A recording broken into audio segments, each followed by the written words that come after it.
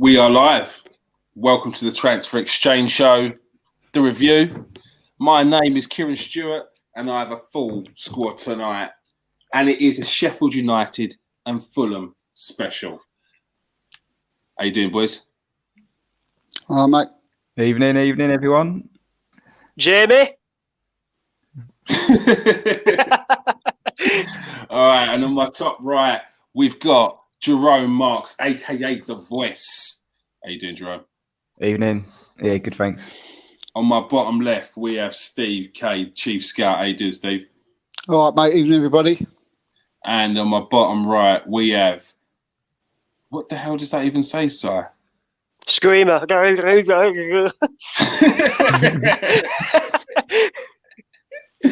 think I've made my point. Right, I think I've made my point clear. We have Simon, the chef.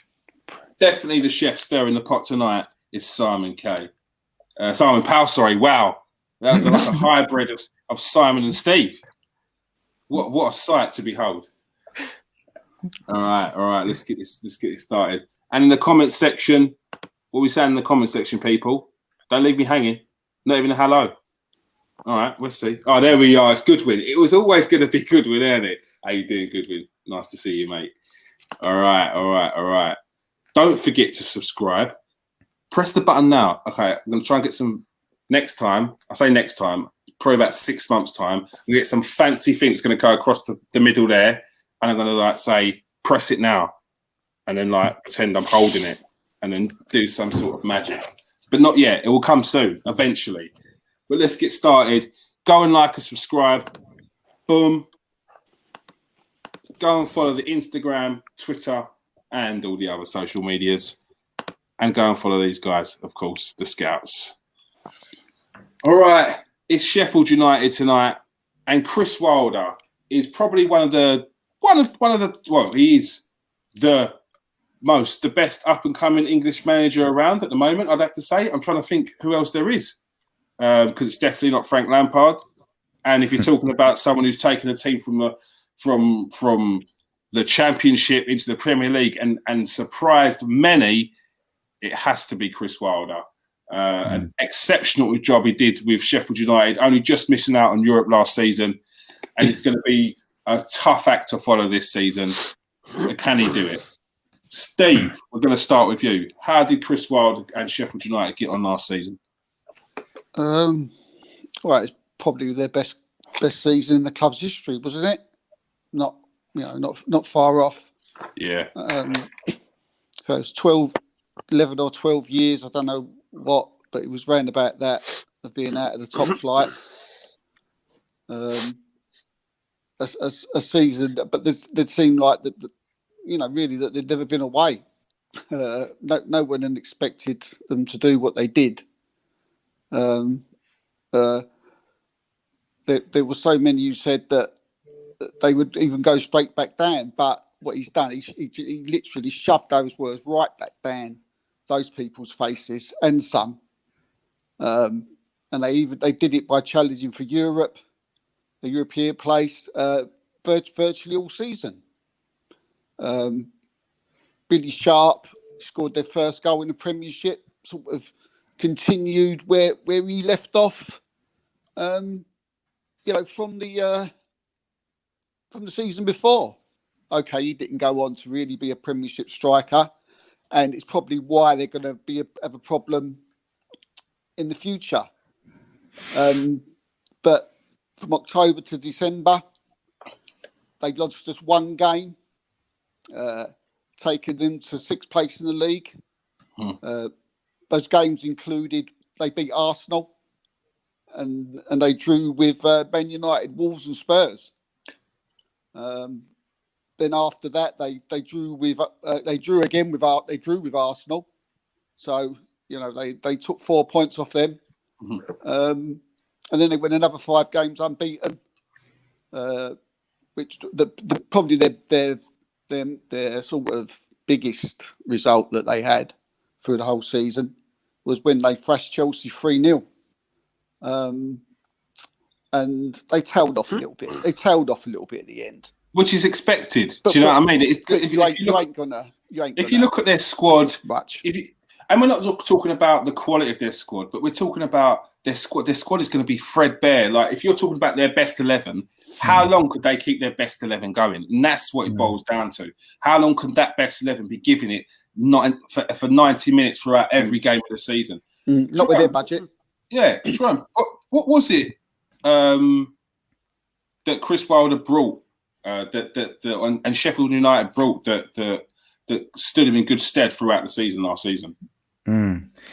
Yeah, so I think what Wilder was able to do is, firstly, he seems like an excellent manager, and he's got all the players working very hard for him.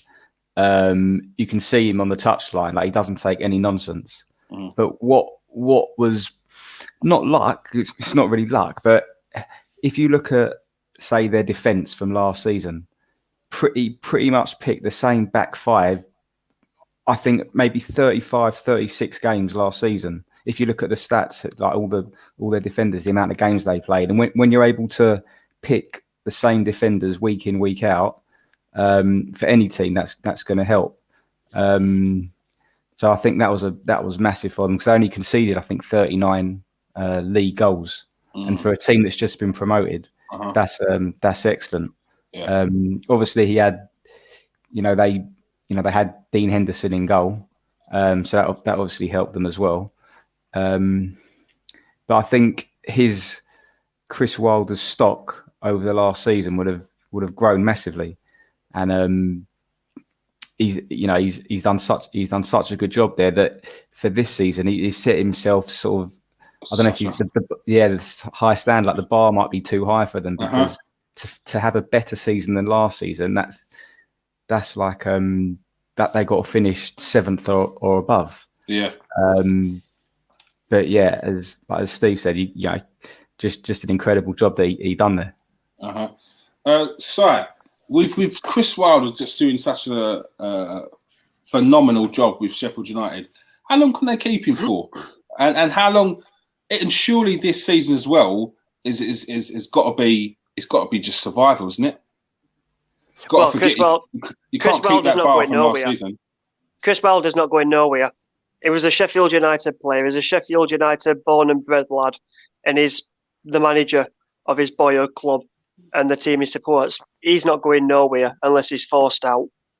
But the thing with Sheffield United, their fans, they need to get in that stadium as quick as possible, because if they don't, they'll get relegated. And if so you think it's the 12th man that gave it an extra bit of help as well? Massively. Bramall Lane is an intimidating place to go when it's fully, like, I was there when we lost 1-0. I was there, and you could not hear. It was deafening.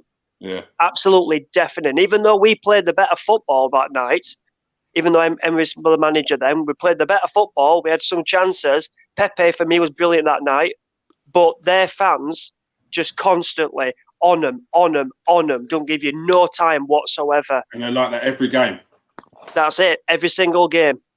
And the only way, if fans can get back in the stadium by some miracle January, or at least a few games for them to survive relegation, the fans can actually keep them in the Premier League. Because if they have to go a whole season without fans, they might as well just get ready for Championship. You think it's going to be that much of a detriment to them, yeah? Yep. Massively. So with the summer just gone, COVID hit, finances were a struggle. What was it they brought in, and is that good enough to keep them up? Steve, what is it? What did they bring in? Well, they've hardly brought anything in, have they? Because they've got no money. Most of their budget went on Ryan Brewster, which we'll talk about later. That was 23 point. There was this big thing. Apparently, they had 100 million, but people got a bit confused by that.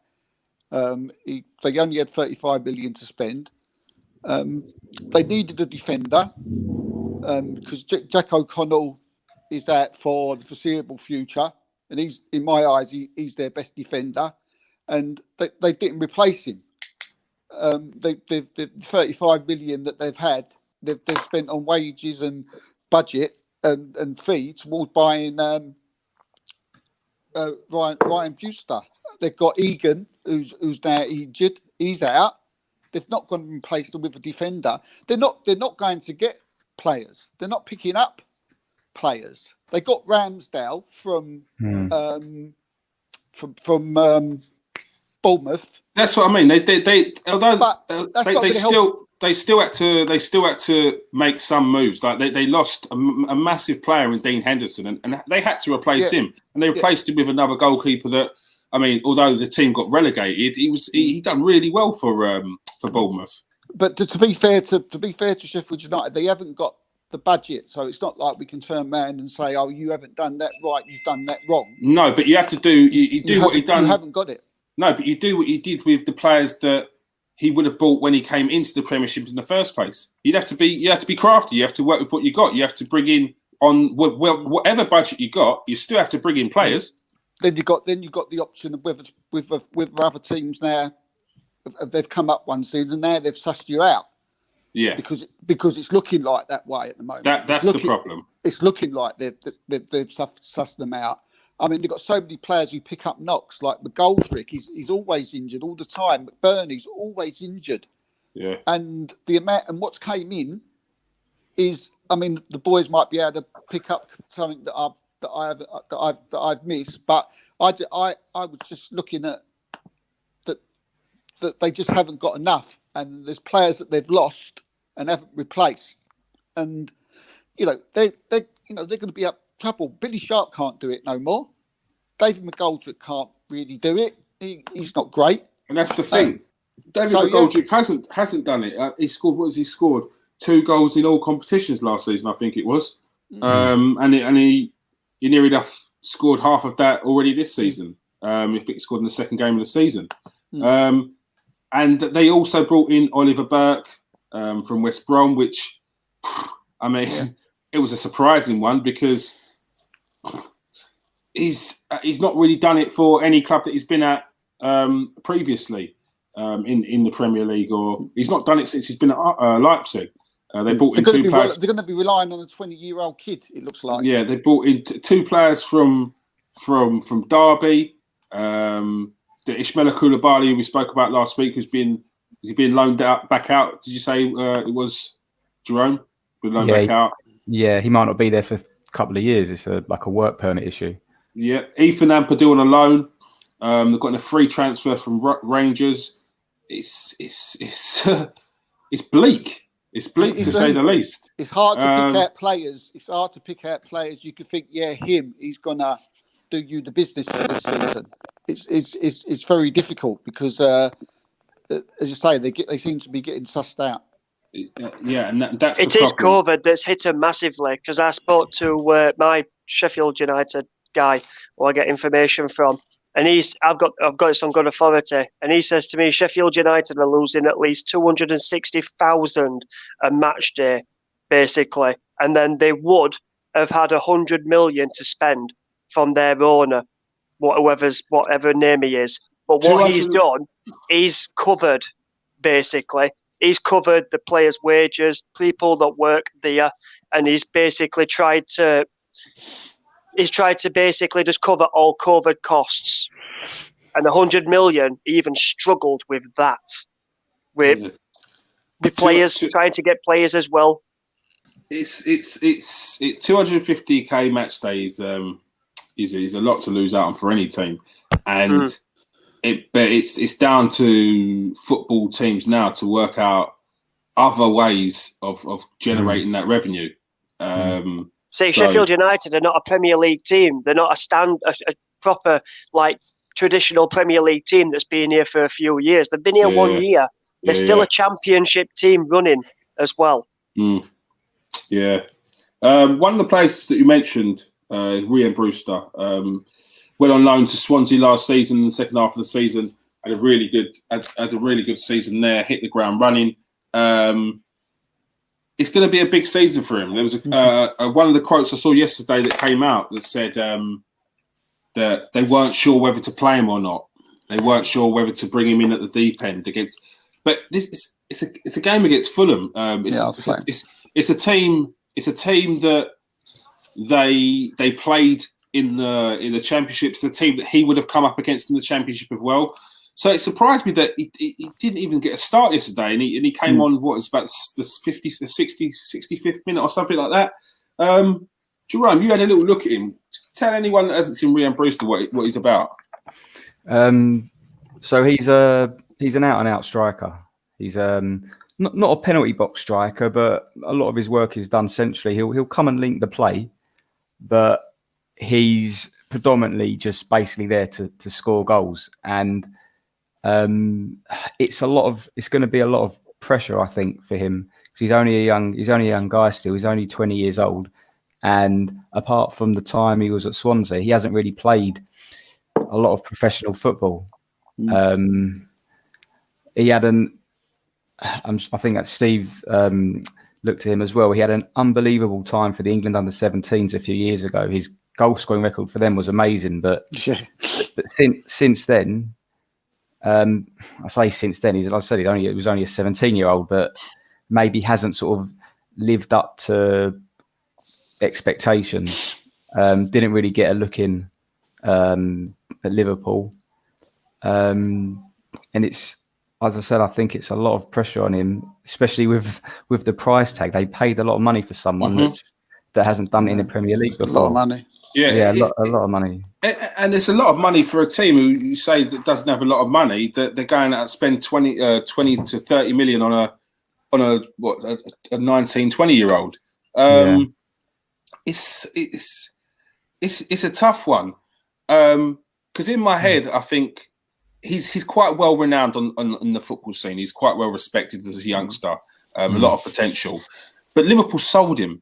They didn't loan him; they sold him. They also put a buyback in there, but then Liverpool also being linked with players like Jeremy Doku, same age, same position, even Ismail Assar, or even Jota. They just got in Jota. If this kid's that close to being on the peripheries or close to Liverpool's first team, then they keep him. They're not even talking about bringing in players like Jota, Sarr, or Doku. They're bringing him through. So it says to me that they didn't think he was ready. I think Liverpool played on Sheffield United's what's the right word? Desperation. Yeah. I think they did. I think they wanted. Yeah. No, I'm saying that obviously, I think they wanted to fund a bit towards Jota as well. Yeah. I dare say that that would have been something to buy, but I think they've literally played on their desperation, and because at first Sheffield United just wanted a loan deal, and they wanted to bring about 5 or 6 players in, but they needed a goal scorer. And to be fair, like Jerome's already said, the kid, he knows where the net is.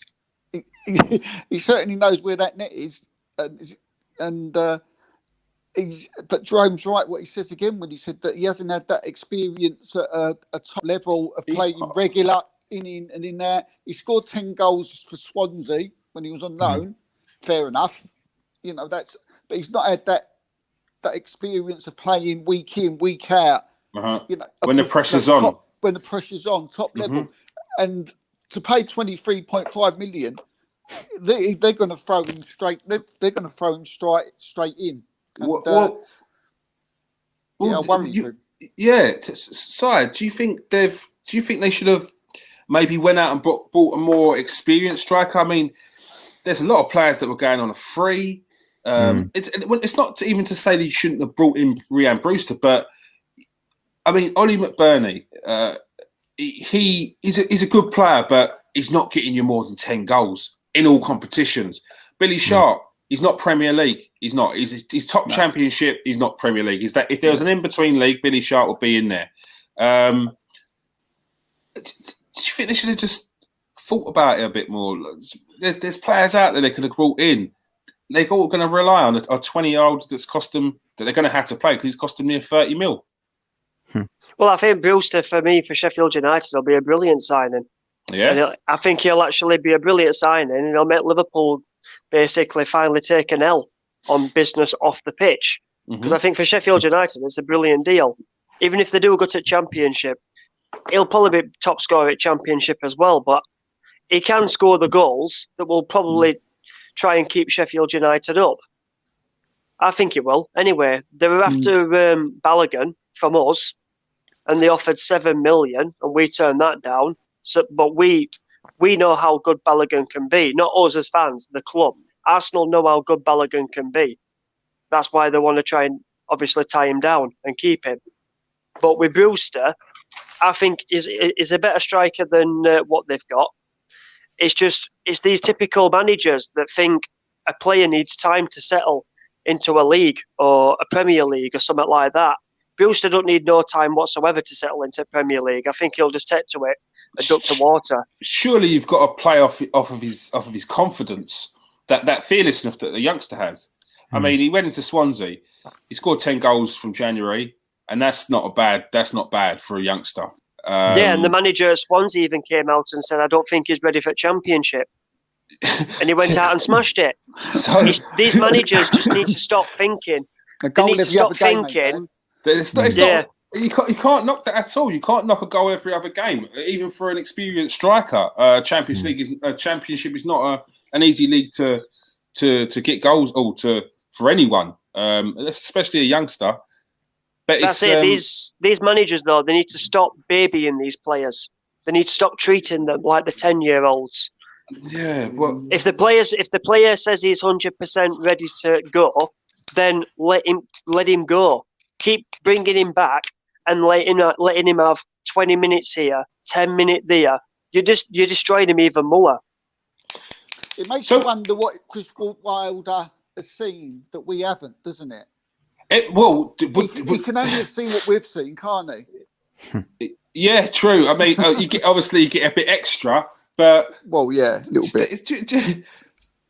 So, are you worried about what Brewster could do for Sheffield United, Steve? Do you think he's not going to be enough for them? I think someone made a good point when he said they could have bought him for him if they do go back down, and then for him to bring him back up, and then for him to be more experienced then, and then take another whack at the Premiership that year. But yeah, I do worry about him because he's not had no experience in the Premiership. He's not. Yes, he's had some games for Swansea, but yes, it's tougher. Yes, it's harder, but it's different gravy. You know, from playing for Swansea than playing for Sheffield United. He's a goal scorer. He's got to hit the road running for them. Yeah.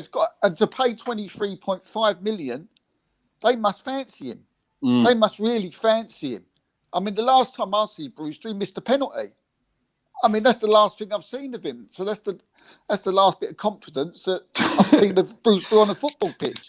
But again, like Jerome said, you look at his record. He knows where that net is playing for England. You know, you think he's got 24 goals with 36 goals, 10 in 20 at Swansea.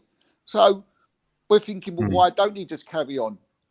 But you just have to wait and see, I think, on this one. Yeah, and I think, again, it's both ways, isn't it? Liverpool put a buyback in there for a reason.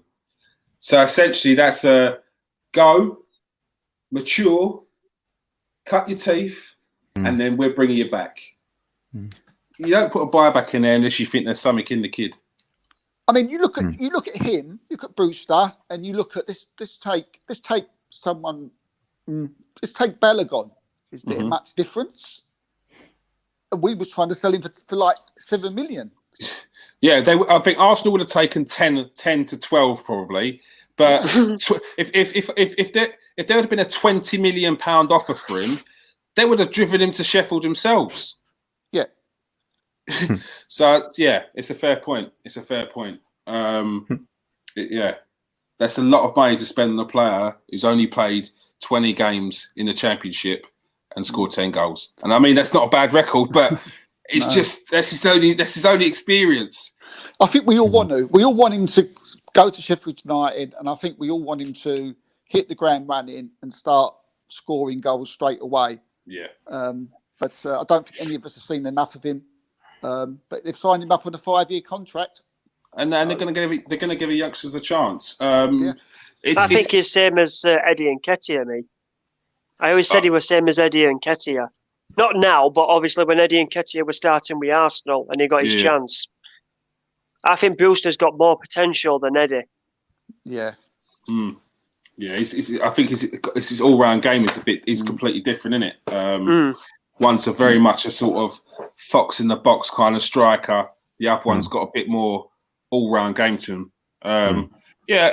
Good luck to Ryan Brewster because he is a talent, and I just think he just needs games.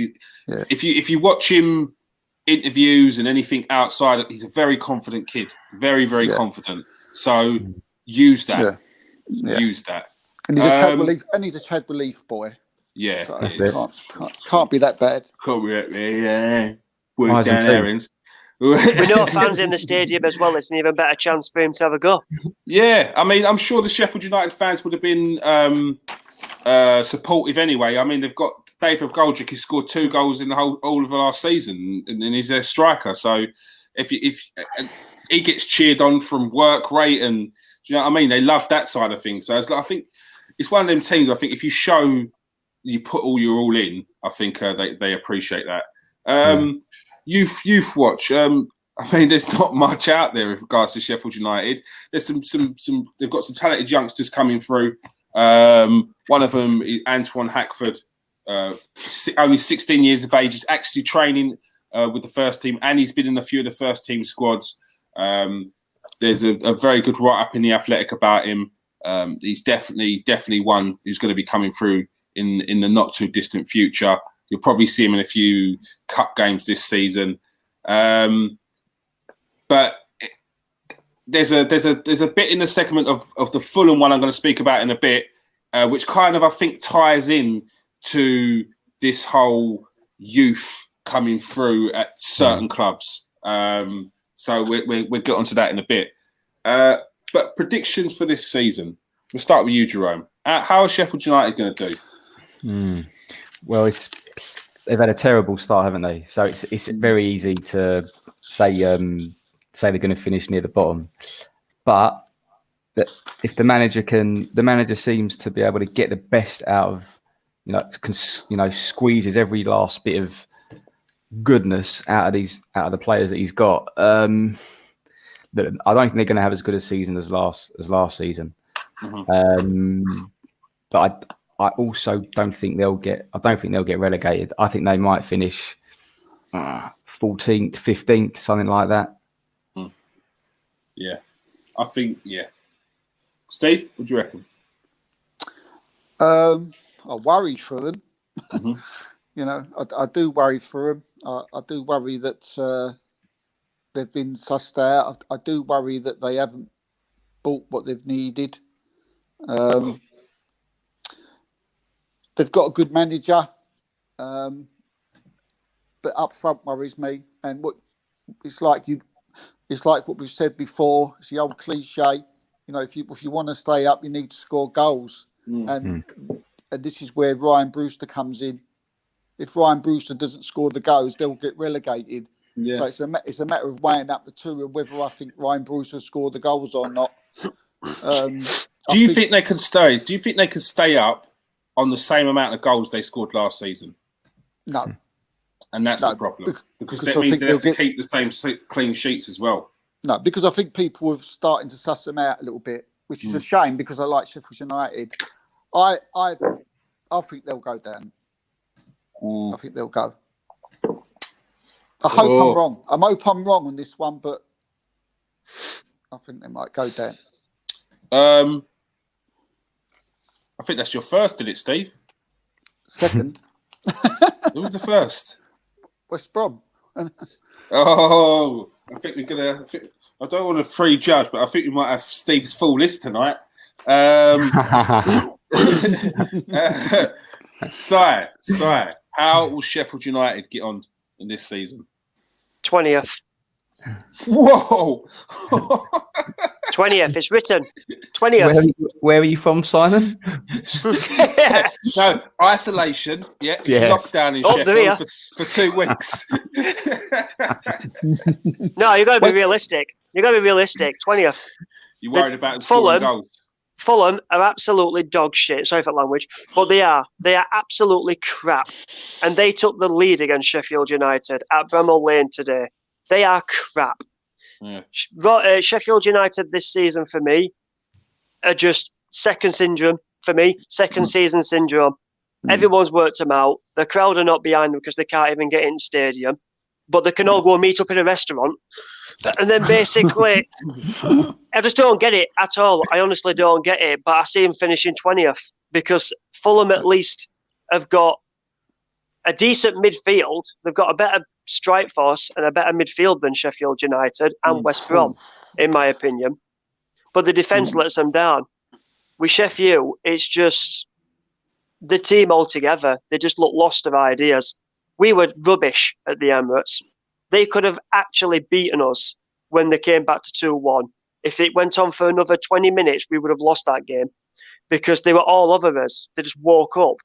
And this is Sheffield United's problem. They haven't got that 12th man in the stadium to help them. So when it comes to the big teams coming to Bramall Lane, it's going to be an easy day for them. Yeah, it's a tough one for Sheffield United. I see them finishing 20th and I see Fulham finishing 19th. I'm just trying to think what other teams there are in the Premier League. It'll be very tough for Sheffield United. I don't think they'll go down. I think they will have enough in them. Just one of them gritty ones, which they're just about to survive. Who's worse than them? West Brom, Fulham.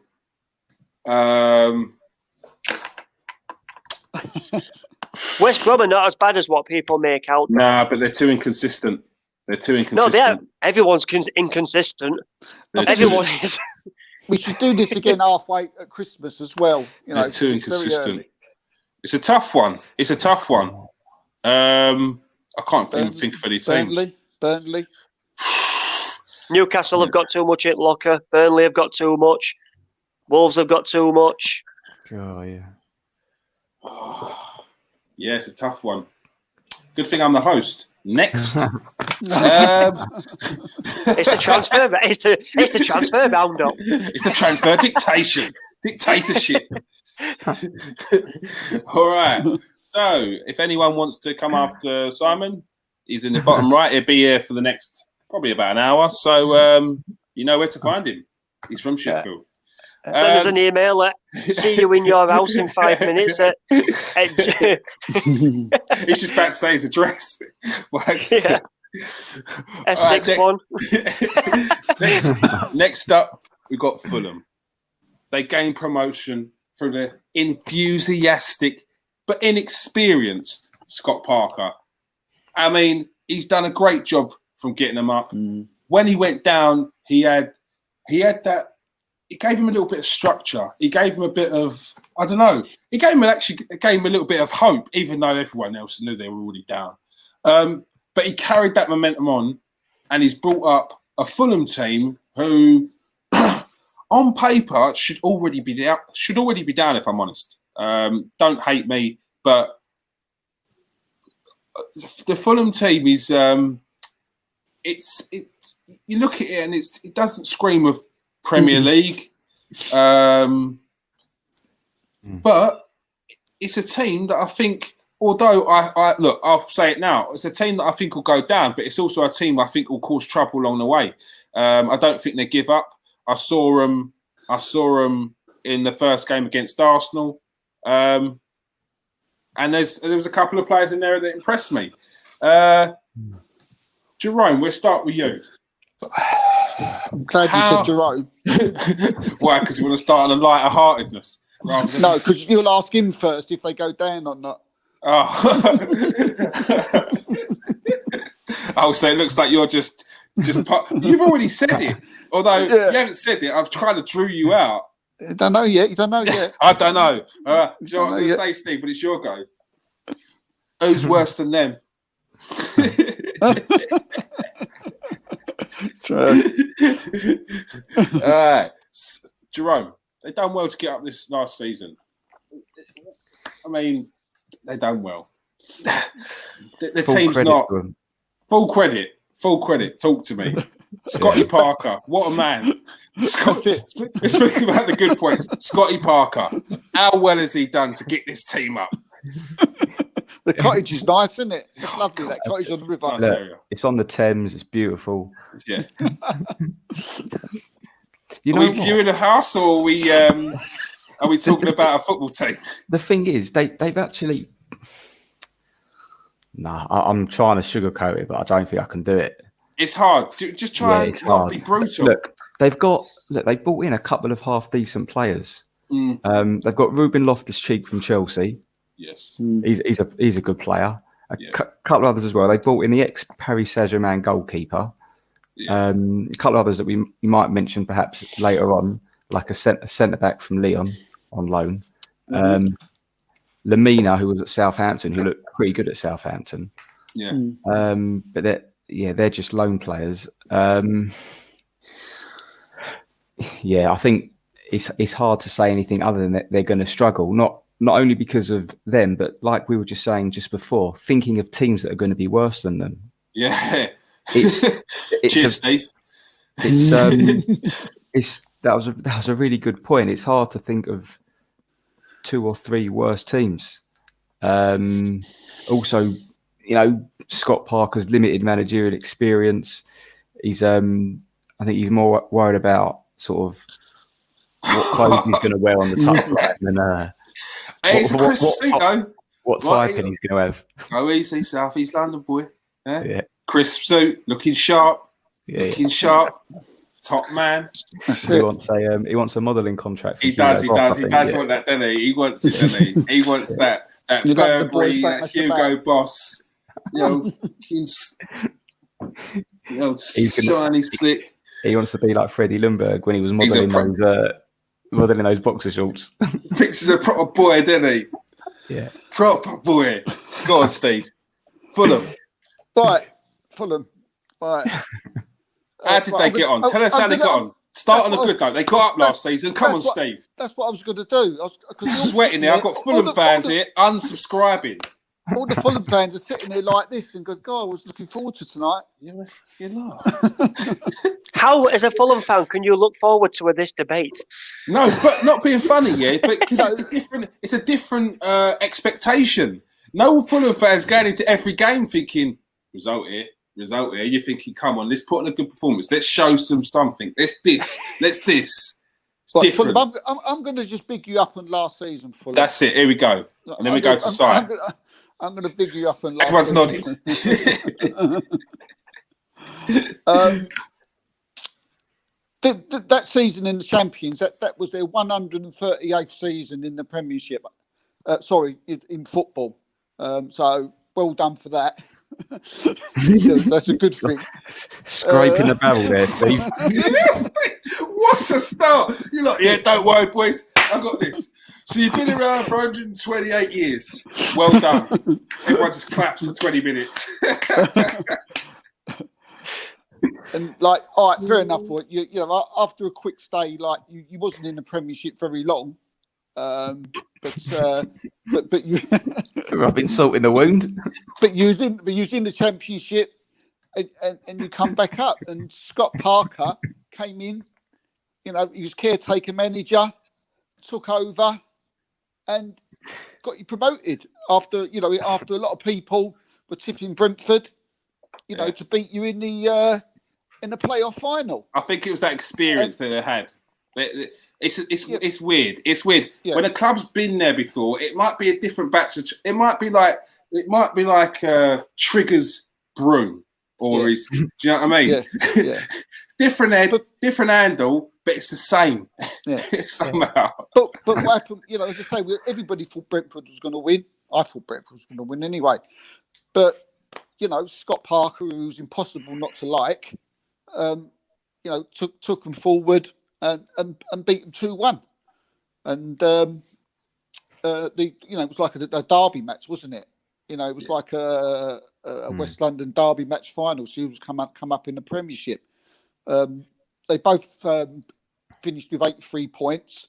So it wasn't like you had that silly thing, whereas one was like ridiculously low and one was high. So it was all done fairly. They won 23 games that season. They drew 12, lost 11. So not too bad for finishing fourth. You know, nothing to be ashamed of in the cups. Got beat by Man City and Southampton in both of the domestic cups. Mm-hmm. But one thing you need is when you're again, I'm repeating the same thing as the Sheffield United thing. One thing you need, whether you're going for promotion, whether you're fighting to stay up for relegation, is a goal scorer. That season they had Alexander Mitrovic. Mm-hmm. He smashed in 26 goals. You know, he certainly did that, and he was one of the main reasons why they're sitting in the Premiership at the minute. But when you overall have scored 16 goals less than all the teams above you in the Championship, you know you're going to struggle when you're going to come up, unless you do. It's all right saying, oh yeah, we got Mitrovic. Mitrovic scored 26 goals, but as a team, you still was 16 goals less than the whole of the rest than Brentford, who was in third place. So you're gonna struggle. They remind me, it's like a Norwich scenario for me. Very similar to Norwich. Nice football, pass it about. You know, they want to come up to the Premiership. You know, look nice. And I don't know who said it. Was it Kieran? You said they'd upset people. Yeah, they'd upset people. They might be a Man United or an Arsenal, or even a Man City. You know, as the season goes on. But pretty football don't keep you up. Yeah, and that's could be their downfall. Yeah, and if anyone remembers Fulham from when they was in the Premiership last time, they had Mitrovic there, and it was Mitrovic was a weird one because on his day he'd bully defenders, he could smash in goals, he's got a bullet of a shot, he can even drop a trick every now and again, but his day ain't very often, and it's almost as if in that last season with Fulham, his day came when it was too late, and then he wanted to carry that on into the Championship. It's almost like when he wants to turn it on, he'll turn it on. Other than that, it's like, do you know what? I just can't be bothered. And you can't really rely on that. You can't rely on that to survive. You shouldn't really rely on that to stay up, to go up. It's a tough one. And one thing that I would go for if I'm a team coming in from the Championship, you want to get some Premier League experience. And I looked down through the Fulham team. Ain't done it. And it's lacking seriously in Premier League experience.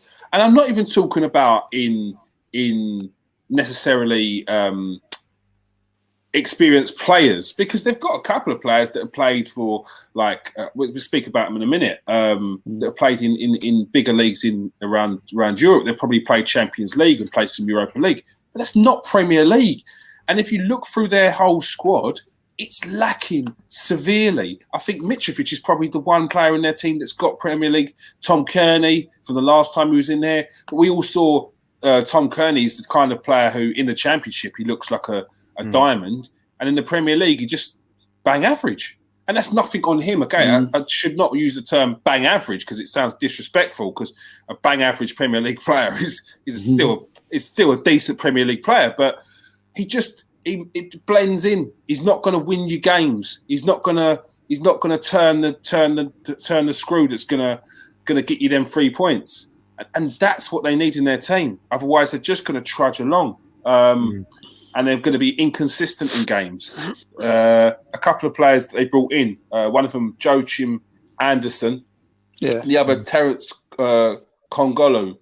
They recently just got him in from Huddersfield Town. Jerome, you had a look at them. Let the people know what they're about, and then you tell us whether you think they're good enough to play in the Premier League. Yeah, so they could have. They've signed sort of two new centre backs really. So one is, as you say, Joachim Anderson. Now he's a Danish centre back that Arsenal fans might remember last season. He was heavily linked, him and the centre midfielder they used to play for Sampdoria. There was a centre midfielder from Sampdoria called Dennis Pratt, who ended up moving to Leicester. Now, Pratt and Anderson were both linked together because they both played for Sampdoria at the time. He ended up going from Sampdoria to Lyon for like a total, including add-ons, of about 30 million euros. I think at the time he was Lyon's like most expensive player, the most expensive Danish player ever. Mm-hmm. But he's only got he's got one Danish cap, which is a bit weird, really. He's 6'4". His strength is as a centre back. He's not going to come and drive forward with the ball. It's just to defend. He'll sit on the edge of his box, head the ball away, clear the ball. His accuracy of his long balls was only second in Serie A. There was him and one other defender had like the best long ball passing accuracy. But yeah, you're not going to see him sort of go on any mesmerising runs out of defence. He'll literally get the ball, and his first thought is not, can I move forward with it? It's, can I pass? Can I pass it to someone? Mm-hmm. But yeah, he's had four clubs in 4 seasons. So he played for 20, then Sampdoria, Lyon, and now Fulham. So he hasn't really settled anywhere, and he went to Lyon for a big fee. So we'll see how he gets on at Fulham. But by the look on the face of it, not a bad acquisition, I don't think, for them to be signing on loan a 30 million euro defender. Yeah, and I mean, if you saw I think Hector, their centre back, they got him from Chelsea. Yeah, I mean, he's enthusiastic. There's a defender in him, and in a couple of years' time, he could be decent. But the mistakes that he makes are so... They're from inexperienced defending. You'll get away with that in the Championship. You're not in the Premier League. You're going to give away penalties. You're going to get... You're too aggressive on the ball. You need to just be a bit calmer. You're not always got to be so rash in trying to win that ball straight away. It's little things like that it could potentially get him in trouble. So, which is why players like Joachim Anderson could help him out. And you look at Terrence Congolo. Yeah, Terrence Congolo. So he started his career at Feyenoord. He was there for about 5 seasons. He was actually on loan at Fulham last season, but he only played 1 game and got injured. Then they've obviously signed him again from Huddersfield. They've signed him now permanently from Huddersfield. 6'2", left-footed. He is primarily a centre back. He can play left back, but he's a centre back. He's got like these long telescopic legs where he'll slide in and take the ball off of someone, but he can be quite rash as well. If you see footage of him, it's just sliding tackle after sliding tackle. Yeah. This worries me. Yeah, he's quite athletic. His coach has sort of described him as like a front-footed defender, so he'll go and try and win the ball. So yeah, I think he has actually been capped by Holland, but he's got 4 caps, and those caps were spread over 4 years, and the last cap was in 2018. So he's not a regular in the Dutch side, but that's not that's not an embarrassment. And he's 26, so he's at like a sort of a decent age. Yeah. So yeah. Premier League level. He needs to be for Fulham. He needs to be 17th place level, doesn't he? That's what he needs to be. And and he might be. I don't think like he'll embarrass himself. He doesn't look too bad. It's the rashness that worries me, because that reminds me a bit of Hector. Good defender on his day, could be all right in a few years, but he's not there yet. Will it be enough to keep him up?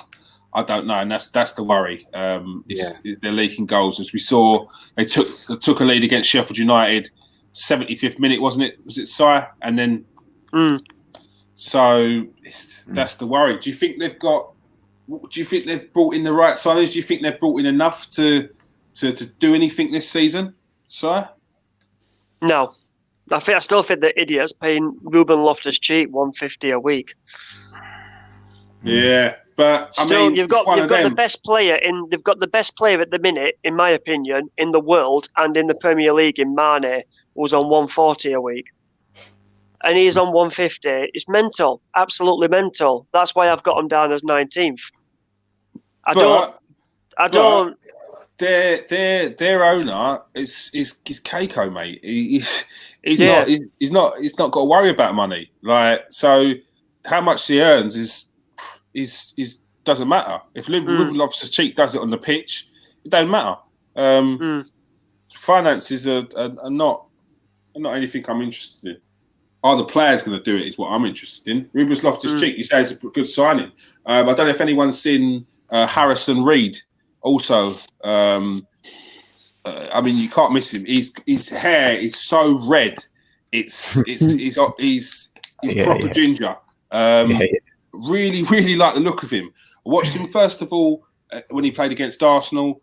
He was so composed in the middle. I couldn't take my eyes off him because he was one of the very fair. Fulham did really well to the first 20, and he stood out in that central midfield as a player who was very composed on the ball, always wanted the ball, and was always there.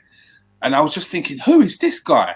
And I've watched him since then, and he looks really, really good. And they got him from Southampton. They had him on loan last season, and they brought him on a permanent basis now. So him and Ruben Loftus-Cheek in the middle, if they can get some joy from down the wings, but the problem is, as we're saying, he's up front.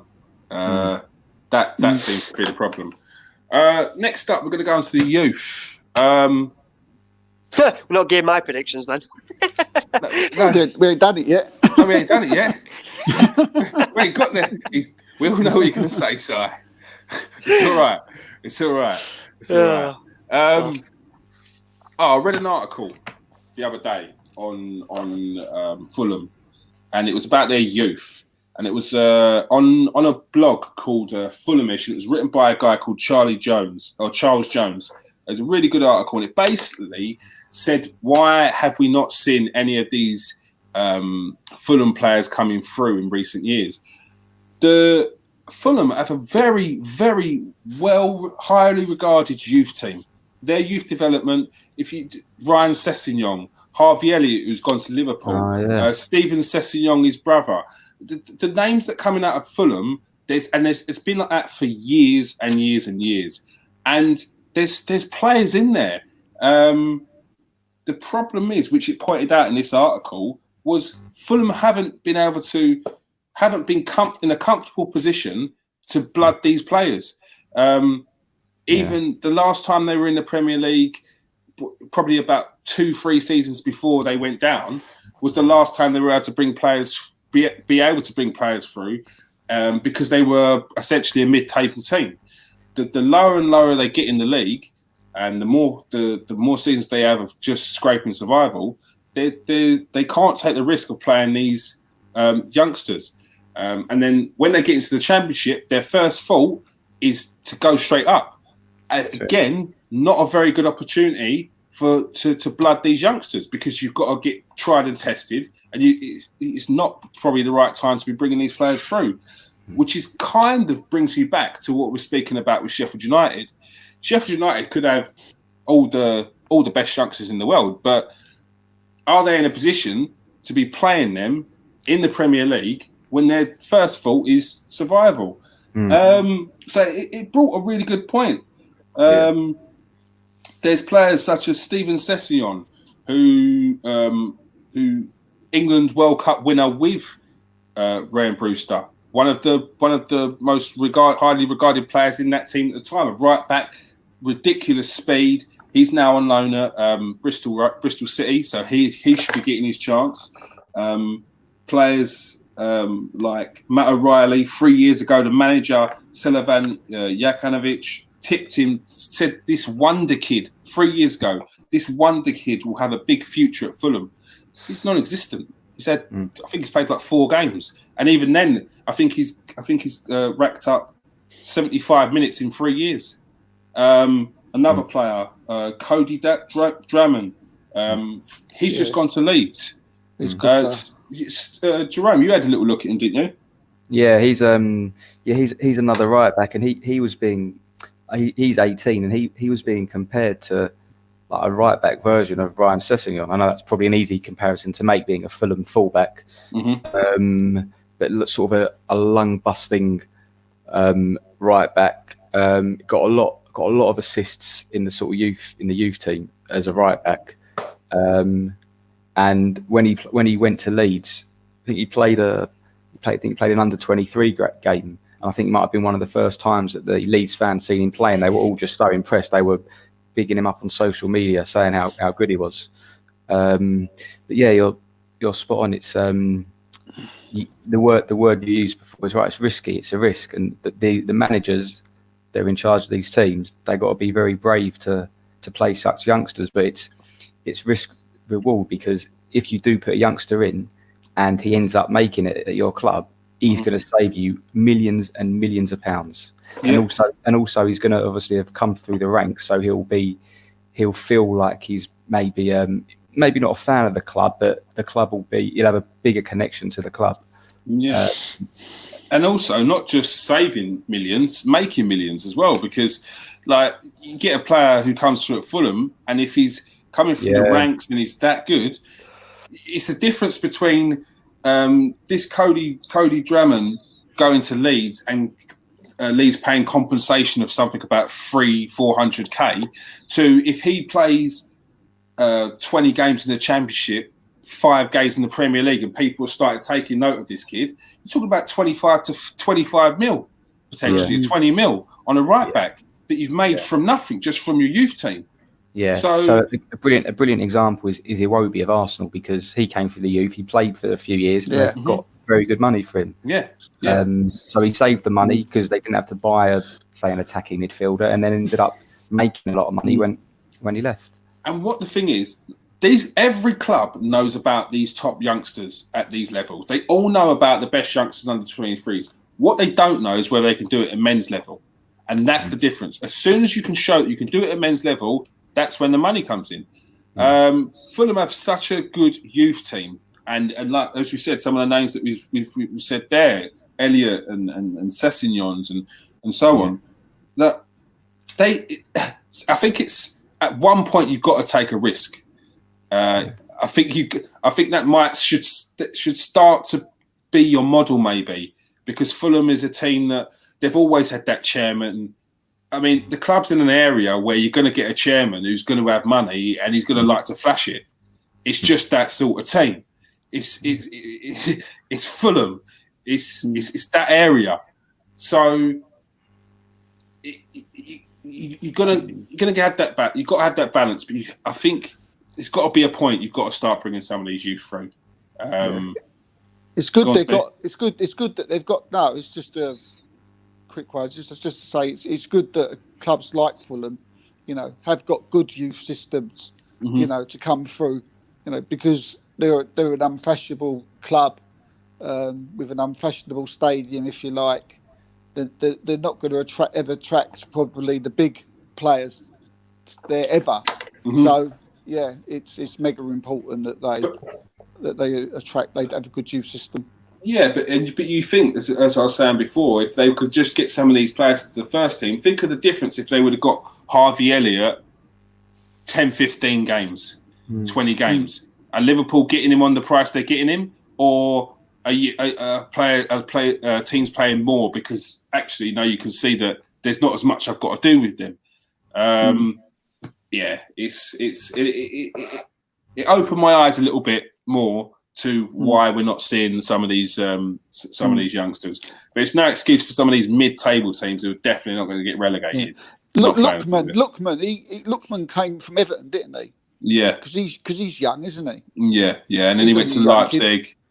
Yeah, and he went to Leipzig, didn't he? And going back to Harvey Elliott, he's now gone on loan at Blackburn, and you'd be thinking that it'd be much better for him to go back to Fulham, a club he knows, play in the Premier League. That's a fair point. That is a fair point. Because we've all seen him play, and he's really highly rated, Harvey Elliott. So it's a shame that he hasn't. That obviously, if he was available for loan, he couldn't go to Fulham. That don't make sense, does it? Why someone? That's actually it. Well, it actually makes sense with regards to what you're saying there, it's home away from home, isn't it? Yeah. You know the club inside and out. Yeah. Interesting. So, but hopefully we get to see some of these Fulham youngsters rather than the other clubs. Yeah. Predictions for the season. We'll start with you, Si. Seeing as you ain't said anything for a while. Since I completely missed you out on that last one. Do you know what I mean? I didn't mean to, but I was so engrossed with the voice. The voice. I can't even speak because I'm sitting down. It's like get hypnotised. You do. Just going to another world and I get comfortable. I'm like that. Like Kieran, yeah. I'm back. Yeah. My wife just had to click her fingers just then. Like, what? Predictions for this season, Si. What are you saying? Well, I was sticking with what I said, 19th. They haven't got a strong enough squad for the Premier League. The squad that they've got should have basically walked the Championship. And I don't rate Scott Parker. I think he's literally like a blind man just leading the blind. Honestly, I don't understand whatsoever. He doesn't set team up right. His tactics are poor. What else we're going to say? Best part about Fulham is the youth system. Very good youth system, like we've said. But I already knew that they've got a good youth system anyway. And they did try to get Shaqiri from Liverpool on loan. I mean, that would have been season. great. I think that would have been a very good signing. They tried that on deadline day, but Liverpool wanted Fulham to pay his full wages. They can't do that on Loftus-Cheek. Yeah. So they got Loftus-Cheek instead. But I've already got that anyway on good authority. Because even I went, that'd be brilliant. That'd be like Damian Duff going back there again from Newcastle. Damian Duff. That would have been a good move for him. What a player. For those of you who don't know about Damian Duff, we're going to get Jerome to explain what he used to be like next week. The thing with Fulham, though, they were shocking in the Championship the following year before they came up. They were rubbish. They had the better squad. They had the best squad in the Championship. It was better than Leeds' squad. It was better than Brentford. It was better than West Brom's, easily. But the difference between those three clubs, their manager is better than Scott Parker. And that's the difference. If you put Leeds' manager in Fulham's team, like basically as Fulham's manager, they would have walked the Championship. And they would have gone and survived in the Premier League. And that's what you see in Leeds now. They walked the Championship. Fair enough, they claimed it on last few days, but they still walked it. Nobody could touch them. And they've come to the Premier League, and they only just lost by 1 goal to the champions at Anfield. They don't look like they're out of place too much. Yeah, but with Fulham's defence, it's shocking. It's like a broken fridge. Fulham's defence is the thing that worries me. It worries me, man. It's almost as if there's just no organisation in there.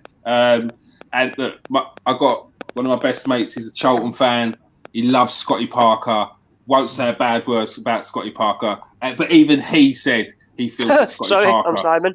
He said that he feels that Scotty Parker is out of his depth. He is. What is it with Chelsea players wanting to be managers? They're all useless. Hey, slow down. Scott Parker ain't a Chelsea player. Just blasphemy. He's not a Chelsea player. He's a Charlton player.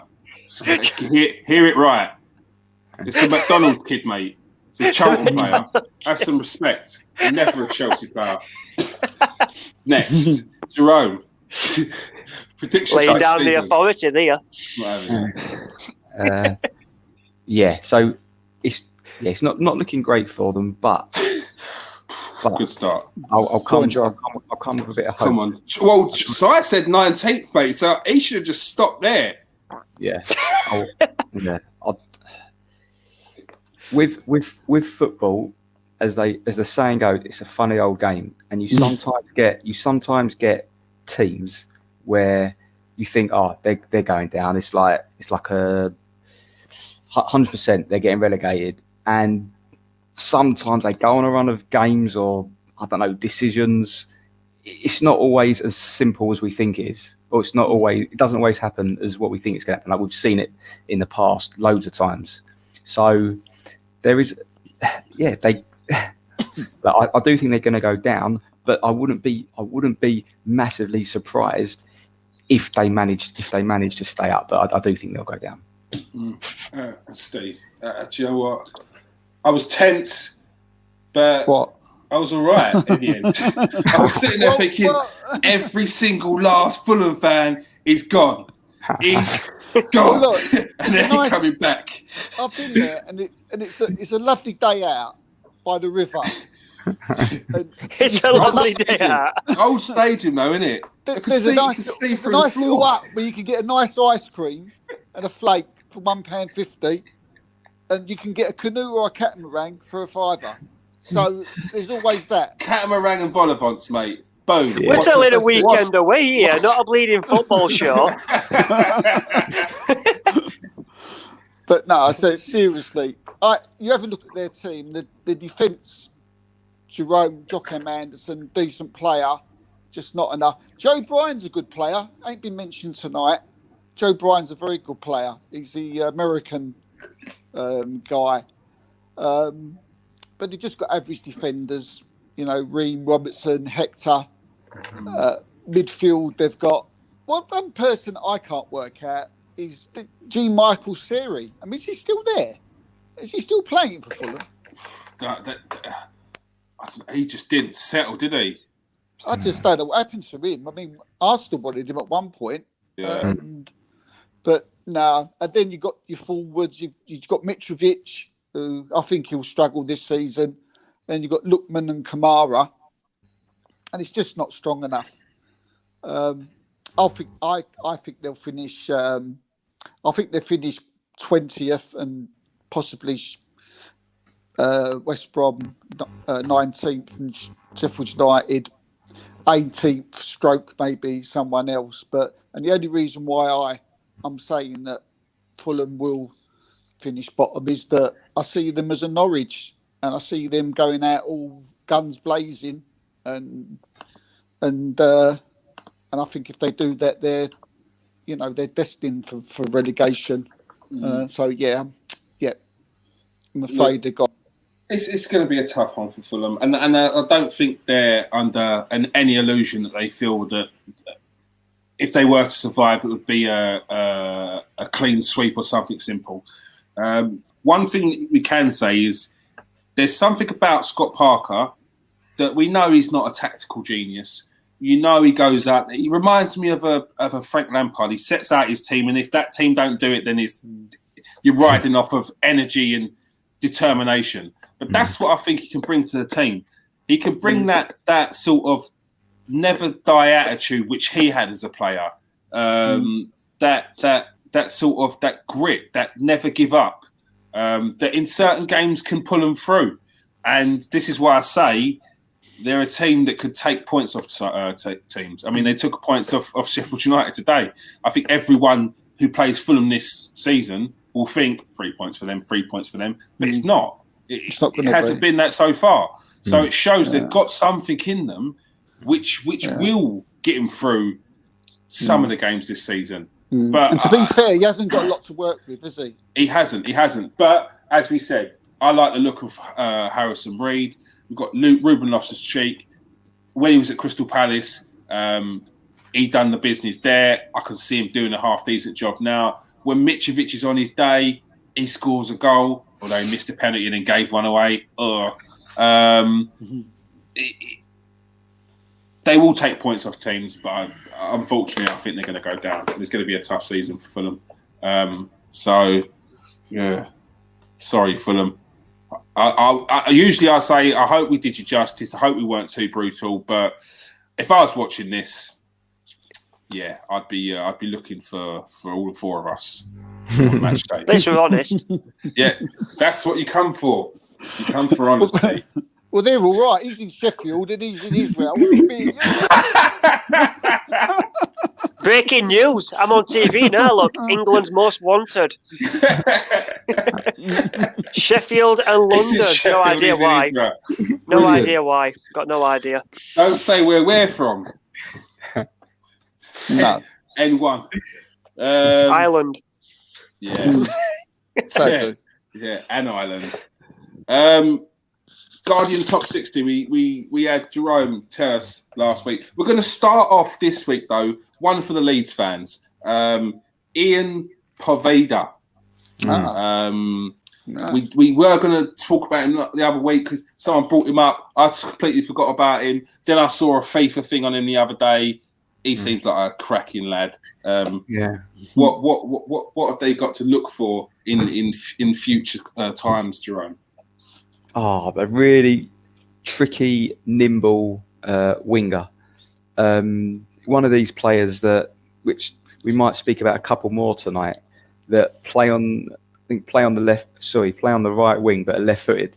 For some reason, they always seem to look quite cultured. These wingers that play on the right with their left foot. I did not a little bit of digging, but I just looked into it a little bit more. So, as his name suggests, he's played for the England youth teams, but his parents are Colombian. Ian Poveda. He's only small, 5'5". He's actually played for Chelsea, Arsenal, Barcelona, Brentford. He was at all of these youth teams before he went to Man City. And for someone so young, he's only 20. When he first went to Leeds, Stuart Dallas, one of the Leeds boys, said that he's never seen a player settle in so well as Ian Poveda. But yeah, he's one of those players that I think maybe we said it before, that you say you've never seen him before. You'll watch a game that he's playing and you'll think, oh, who's that player? Like he catches your eye a little bit. That's what I thought. Yeah. It's like, I've never seen him before. Like, who is he? But because Leeds have signed Rafinha, we're not sure sort of how much game time he's going to get. Yeah. But I guess because it's a condensed season this year in terms of the months and the matches sort of back to back. Maybe we will see quite a lot of him. I hope we do, because he's an exciting player that, like, as a neutral fan, you want to see these sort of players play. Yeah. When he left Man City, and I heard he was going to Leeds, I was actually excited about this one, because I know that Leeds, they love to bring through players and love to give youth a chance. And it was one of these players that I'd already seen previously at Man City, and he's one of them players that, if he can live up to his potential, he's a player that people will go to watch because he's that exciting. He's that kind of player. And the reason why he settled in so well quickly, Jerome, is because he's just so friendly, mate. He's that guy who would walk in and be like, "How you doing, guys?" Blah blah. He wouldn't be the shy guy that would sit at the side. He'd go straight in. And look, it's probably from his time going from Barcelona, Arsenal, Chelsea. Yeah. In a football team, you can't sit there and be the shy guy for too long. Even if you are that guy, you have to get in there straight away and let your voice be known. And his football talent would have made him enough friends along the way as it is. So I think Simon Edwards, didn't he? He said about these Colombians. He said they had this extra bit of thing in them, didn't they? Yeah. You know, they just go there. They just, wherever they go, they just take it on. No problem. Yeah, it's a good bit of insight there. I didn't know he was at Arsenal, Chelsea, and Barcelona, Jerome. That's a top bit of insight there, mate. Good digging. One bit we're going to do every week from now on for the foreseeable future is the Guardian Top 60. Go and check it out. Go and check out some of the names we talk about each week. I'll put the link in the bio. So once Jerome speaks about these up and coming talents, you'll be able to go into the Guardian Top 60, have a little look, and see what they're like for yourselves, and drop a little comment in the comment section. 2 players that we had this week, Jerome. Who are they? So we've got Yusuf Damir. So this is a 17-year-old that plays for Rapid Vienna in Austria. Sort of an attacking midfielder, playmaker. He's 17. He's already made 6 senior appearances. Another one of these players we were talking about, a left-footed guy that just is dribbling at speed and close control is excellent. He was the youngest player to play for Rapid Vienna in the Austrian Bundesliga last season when he made his debut. And he actually scored this season in Champions League qualifying. Now, as his name would suggest, Yusuf Damir isn't a very Austrian name. And although he's played for the Austrian youth team, he can play for Turkey as well, because he's got sort of Turkish. I think maybe he's part of his family are Turkish, and they want him to sign up to play for Austria quickly, so Turkey don't sort of nab him. Yeah, There's a bit of sort of a battle for his sort of signature for the national team. As everyone gets called, if they're left-footed and they're young and they've got a lot of skill and they play for a country other than Argentina, his nickname is the Austrian Messi. Is that what they're saying? Is that what they're saying? Yeah. Austrian Messi. The Austrian Messi, yeah. So yeah. Another player we might want to talk about is the guy that plays in Argentina for a team called Estudiantes, Dario Sarmiento. Yeah. Sorry, I said Scott as well. The guy that gave him his debut for the first team in Argentina was a guy that I think a lot of people might know called Gabrielle Milito. He used to play for Barcelona. Yeah. Centre back with the long hair. Wow, yeah. Yeah. So this is another 17-year-old, but he looks like a 12-year-old. He looks like an actual kid. Like normally when you get professional footballers that are quite young, they sometimes look a bit older than they really are, but he looks like a kid. He beats players for fun. Another one, left-footed, that plays on the right wing. But what I like about him is he does his fair share of defensive work too. You'll see him sort of tracking back and tackling players. Although he looks like a 17-year-old, he doesn't play like one. Like he doesn't look like. If you're just watching the game, he doesn't look like the kid on the pitch. Like the way he plays is excellent. So yeah, he looks like a really good up and coming winger. Definitely one we're going to be hearing in Europe in a few years' time. Yeah, great. Yeah, it looks decent. All right, cheers for that, Jerome.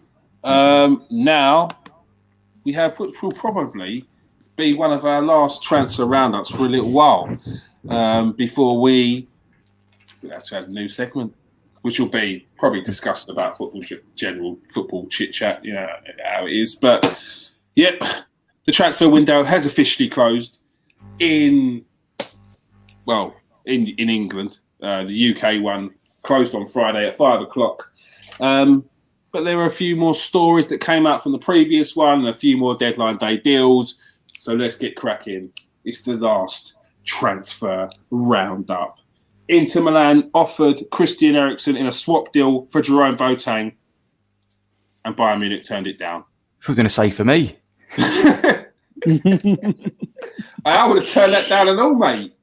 You can have a laugh. 5 years ago. He's done rubbish since he's gone into Milan, mate. We don't want him sitting there doing nothing in the corner. I'd be like, Christian, can you tell us about Dario Sarmiento? Yeah. He'd be like, I know nothing about him. And sit there.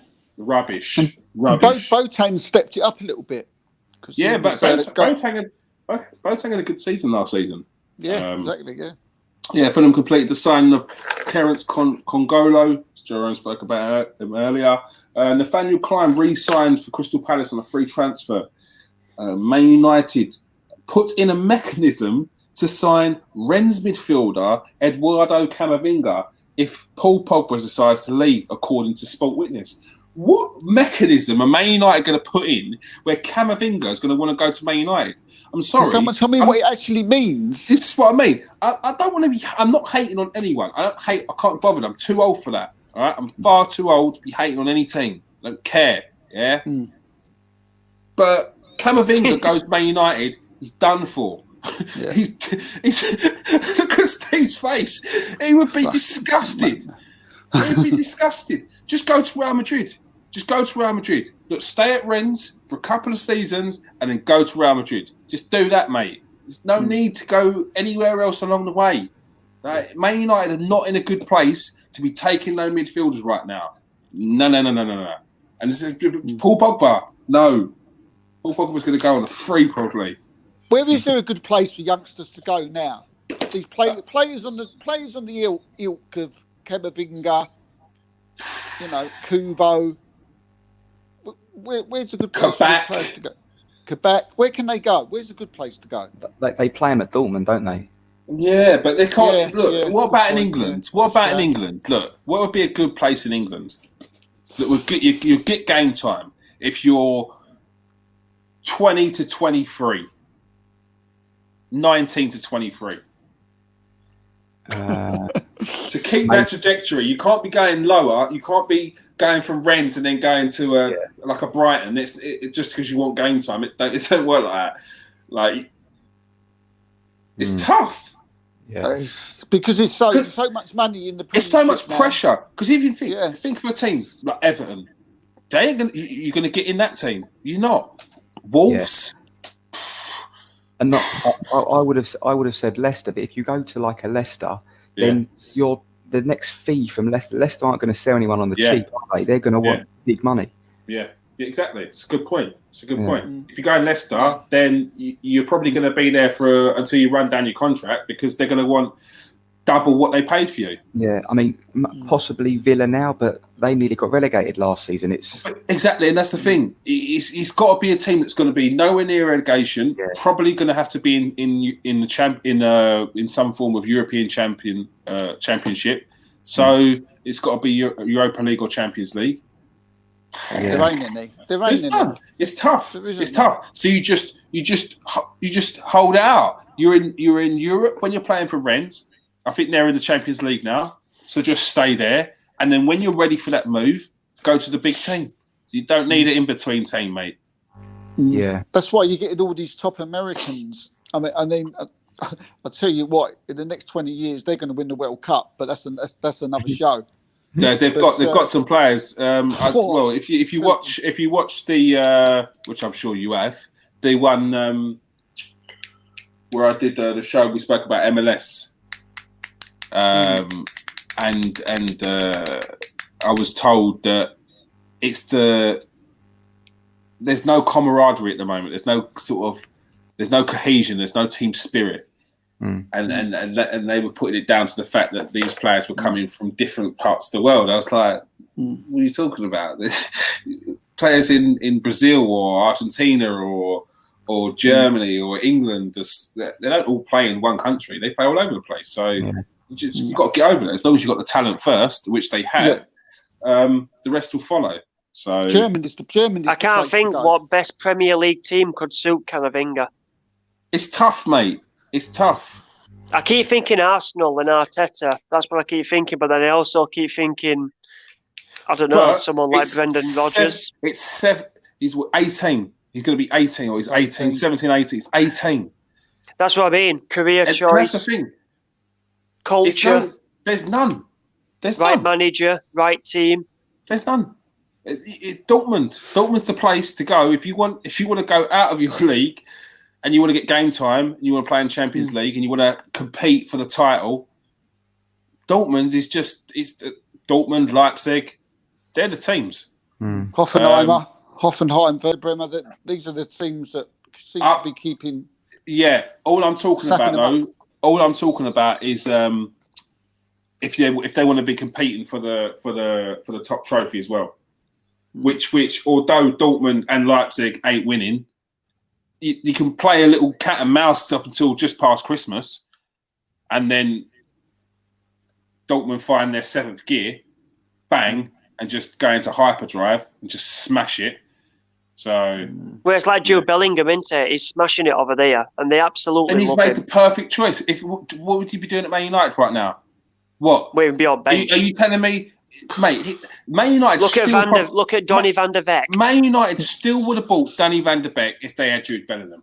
There's no way they wouldn't have bought Jude. They would have thought about that because Jude Bellingham would have gone into the under-23s because they can't. Man United can't take the risk in having a 17-year-old and saying, "Okay, you're the guy." That's the problem. Man United though, they're putting him into under-23s, aren't they? That. Is it in January that Torre, is it? Or what's his name? Well, they signed for 30 million euros. Yeah. He's going in under 23s. Yeah, and he is. And I mean, if he comes in as an unknown, they've not spent that money on him, and he goes to the under-23s with a view for bringing him blooding him in and bringing him to the first team towards the end of the season and to next season, that's fine. But he's a £30 million player who's going into the under-23s. Straight away, there will be people there, even subconsciously going, 30 million. Let's see what he can do. All right. Really? 30 million? These are the kind of things you'll get. We've already got players. When Real Madrid bought Odegaard, one of the first reports I heard was he came into the Real Madrid team, and people were like, "There's 60% of the players here are already better than him." but that's because they've been in the system. They play the way you want to play. Odegaard was raw talent coming from Denmark. He's not had that around him that Real Madrid have had. So they're gonna be, but it's what their ceiling is, and Odegaard's ceiling's much higher than theirs, and that's the difference. I mean, it remains to be seen. I hope. I mean, I don't know why you brought up Troy, mate. I'm breaking my heart that he's actually got Man United. Love that kid. A number of Man United players are unhappy at the treatment of goalkeeper Sergio Romero. Now that he's third choice goalkeeper, and they would not let him go. It's a bit of a sore one, isn't it? He's Argentina number one. If you're going to bring back Dean Henderson, knowing full well that he's going to be the argument all summer was that Dean Henderson is going to be competing for the goalkeeper's spot with David De Gea. You're sitting there like, hello, hello, I'm the second choice. Aren't meant to be competing. So you're going to be having words and saying, come on, boss, sell me on. Yeah. But they wouldn't. That's standard Man United, though. They're paying $600,000 a week for all three of their goalkeepers. God. They're mental. They're absolutely mental. They've got the money. Do you think they're keeping Romero because they're not sure on Anderson? Ask his wife. I don't know. I don't know. It's a good point, though. It's a good point. Because why would you? How's Henderson sat on the bench at Man United on 150 a week? But forget about money. Forget about money. And no, I'm not thinking about money. I'm thinking him when he were playing for Sheffield United. This is what this. But he's sitting there, knowing that get injured. That's what he's thinking. That's terrible, isn't it? But it doesn't even. It doesn't even have to go. It doesn't even have to go that far. It's drop a clanger. Like he's sitting there knowing full well that if David De Gea mucks up, maybe not even the first game, 2 games on a trot, bang, you're out, and I'm in. Yeah, but it's also thinking if De Gea drops a clanger, right, Anderson, you're nearly ready. Romero, you're next. Romero is third choice, and he knows that. And he's sitting there like, I ain't never getting a game. No Carabao Cup, no Europa League, or no Champions League, no final game. He's sat in Mesitland. He's done. He's done for. And he's still got years. He's Argentina number one. Oh, mate, it must be killing him. Must be absolutely killing him. Leeds are still interested in Todd Cantwell and are also interested in Derby youngster Louis Selby. Sibley. He's a very good player. Jerome, did you ever look at him? Yeah, I had a quick look. 19-year-old midfielder. He's been with Derby since he first started playing football, really, for about 10 years. From the youth teams, worked his way up. He actually signed a new contract last month till 2024. And he, as a midfielder, on his second league start, he played at the Den against Millwall away, and he scored a hat-trick. Yeah, on his second league start. I watched. What was I watching? I think I was looking at. I can't remember what team I was looking at.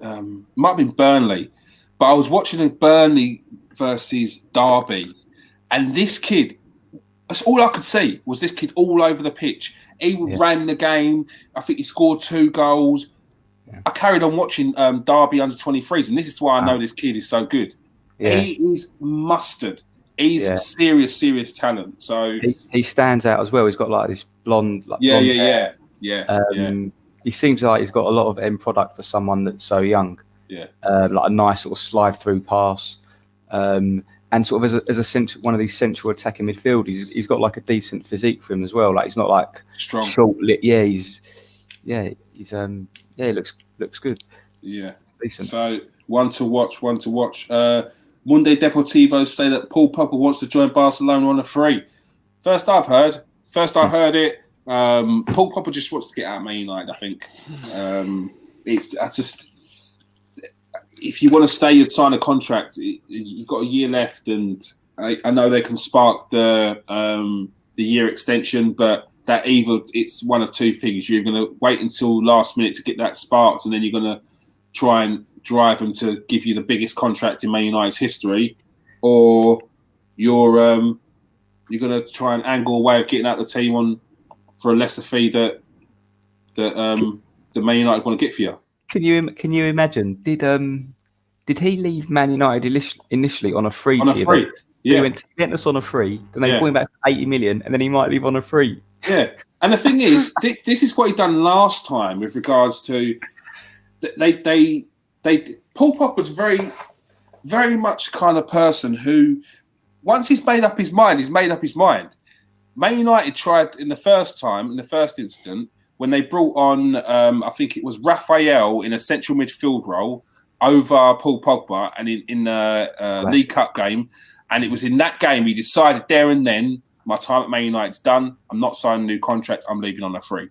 Yeah, there's nothing that he says, there's nothing his agent says that leads me to believe that he's going to sign a new contract at Man United. This is my personal opinion. All them rumours came out that even Fabrizio got caught by it as well. Because with this Pogba, he's looked a little bit of an idiot as well. But all these rumours came out that Pogba and his agent, they're close to agreeing a new deal. He wants to stay. He believes in Ollie, and he sees his future at Man United. And then I told you what I'd been told is that talks had never even happened, and that Pogba doesn't want to discuss a new contract. And we put it on the channel and we got laughed at. Now I was laughing. That's it. Yeah, I mean, it's one of the ones that's going to ride out, and it just remains to be seen. It's just we're not saying we told you so. We're not bothered about that. I'm just saying. But for someone, as you say, for someone who says that, well, they say that because one thing that Mino Raiola did say was, "Don't worry, we'll get something sorted." Now, look, if you're a fan, there's no reason why you wouldn't take them comments and think this contract's getting signed, 100% it's getting done. But nothing was done. And 4 weeks down the line, nothing was done. And then it was getting towards the end of the transfer window, and it's nothing still done. Your contract ends at the end of the season. This is serious. And the persona, it just doesn't feel like there's going to be a contract being signed at the end of this. If it does, it does. But this is just my own personal opinion. It doesn't feel like it is. I think for the matter of a pain in the arse that this bloke has been since he's been at Man United, and he ain't done much. He hasn't done much, has he? He's not got. No, he's a flop. He's a Premier League flop. He hasn't gotten too close towards the Champions League, which is what they wanted him to do. Let him take in his free. Let him take a loss, and let him go. Because I think they'd be better off taking a loss than having all this other crap that's going on. Because he seems to enjoy playing people like puppets. He plays the press like puppets. He plays Man United the puppets, the fans.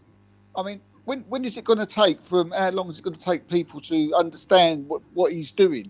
Yeah, this guy. When international duty is a clench time for every Man United fan, when Paul Pogba's passed the mic, it's no good. It's no good. It's not nice as a fan. You're hearing your player say, "This is football. You never know." I hate that. No. Why? What? Is really you saying I'm not going anywhere? Is it really ruling you out? Is it really ruling you out? Is that going to stop clubs from coming in for you? It's not. So when you're saying it, that's a shout out. Come and get me. Do you know what I mean? What sold it for me is on pre-season with Man United, and is in China or Japan or Hong Kong or whatever it was, and he said it plainly in English. I want a new challenge. We will see what the future brings. He said that when he was on pre-season. No translate. Didn't say it, and they had to translate it. He said it in English. And it wasn't even long before that, because the China one was that last season. Yeah. Now, so that one there. If you was Ole Gunnar Solskjaer, you'd be saying, gone. You're not in the team. Yeah. The thing is. So he's been playing as a puppet. Yes, man. The thing is, just before that, there were the pictures of him and Zidane on holiday, and I know people holiday in the same place. Everyone holidays in Abu Dhabi now, but I guarantee you were talking. We've been told you were talking previous and after. Like it's there. So yeah, it's gone. Fabrizio Romero says that Sergio Aguero does not want to play in Italy, despite reports saying so. A while back, I heard that he was getting a new contract. I know he gets injured, but he's the new man, isn't he? How long has he got left in his contract? Yeah, he finishes this year. Pogba. Sure it is. So Aguero. City Aguero have to. They have to get a new striker or offer him a new deal. He's going anyway. He's going anyway. Messi's coming in next season, and he's going. Wouldn't you just like to keep them both? Even for one season. unless they want Aguero says, "Oh, I'll go in January. I'll let you get a bit of money for me."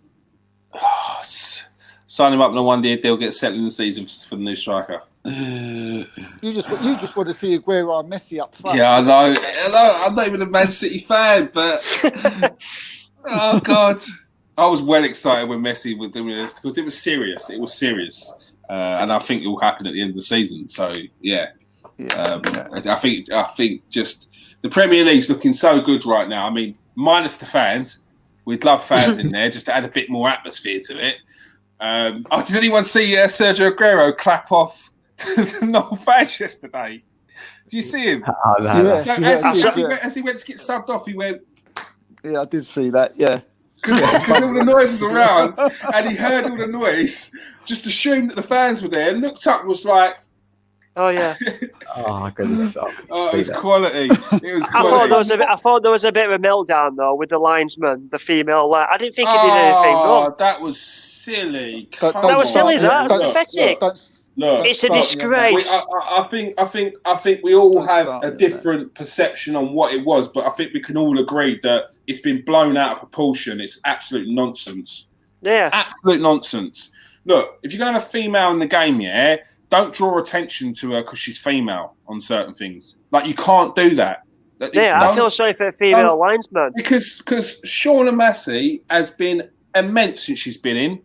Yeah. Immense. And if she's made a mistake, if she makes a mistake, I guarantee some chauvinistic pig out there will pull her up on it. We'll pull her up. We'll have marked off every single last mistake she's made. So she has gone above and beyond to make sure she's the best liner out there. If not, one of the best. If not the best, she already one is of the best.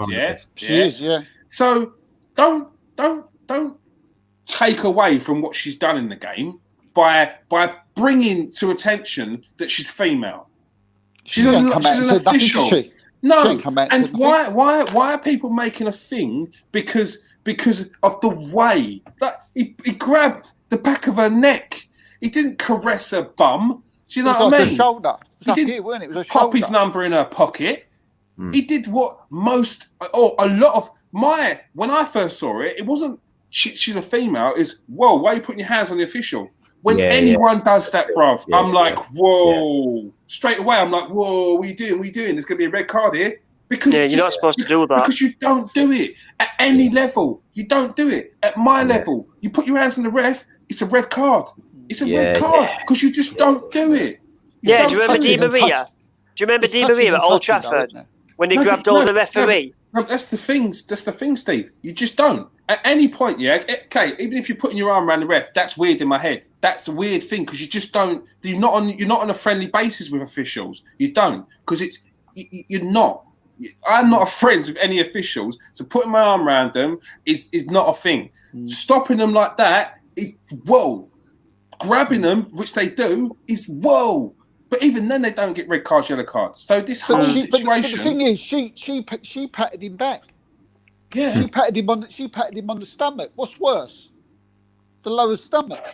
I don't pick that up, did they? I mean, like he goes on the shoulder, and then as she's going away, she pats Sib on the lower stomach. It's absolute different nonsense. Conversation we're going in now. Move on. Absolute nonsense. But that's what I'm saying, though. It's just like It's nonsense. It's nonsense. It's only been brought to attention because it's a female. That's all it is. The people that have brought this up, right, is the people you see on the telly men again. Men outside Westminster protesting, I get a job and doing fuck all. Mate, the amount of men that have turned around and been like freedom fighters. Like, what are you doing? Why do you feel that you need to be a martyr? Why do you need to stand up for women? You don't. Because the 95% of women out there that I've seen pull this up have gone, this is embarrassing. Because I've been in situations where a situation's happened, you're drawing attention to the situation. Yeah, it's embarrassing. You don't want it. You don't need it. Don't do it. God's sake. All right, I'll move on. Sorry for blaspheming. Back to football. Back to football. West Bromwich Albion have completed the signing of Caleb Grant from Huddersfield. Mate, I'm still all over the place. Bruno Fernandes has labelled rumours about a row with Ole Gunnar Solskjaer at half-time as lies. Lies. I love these ones, because it's like, it's so obvious that it's the truth. So then 2 days later, they come out and the player says, lies, it's just lies. They're all making up lies about me. And then you get the manager's like, this is lies. We're best friends. We even said hello this morning. It's like, shut up, man. Like, it is so blatantly obvious what has gone down. But people that blind or that silly or stupid to think that this doesn't go on all the time. Every 5 or 6 times a week. I think people are at training. This goes on all the time. I think what it is, is this is new guy that's come into Man United. He's only been here since January, and he's arguing with the manager. What's going on there? That's normal, isn't it? No. As far as I'm concerned, I thought it was normal. What? Where? Well, not arguing, but. You know, look, it all depends on what he said. Look, everyone has a bit of to and fro in here and there, but from the things that seemed to be coming out, it seems like it was a bit more than a to and fro in. It seems like Fernandes was questioning his tactics, and if he was doing that, you ain't gonna be around for too much longer. No. Juventus are planning a £360 million move for Kylian Mbappe, which could see Cristiano Ronaldo go the other way. That was in the Mirror. Well, okay, throwing it out there, Kylian Mbappe has a year left of his contract. After this season. Therefore, there is no way that anyone's paying £360 million for Mbappe with 1 year left of his contract. Like that's basic. That's standard. And Kylian Mbappe is not signing a new deal.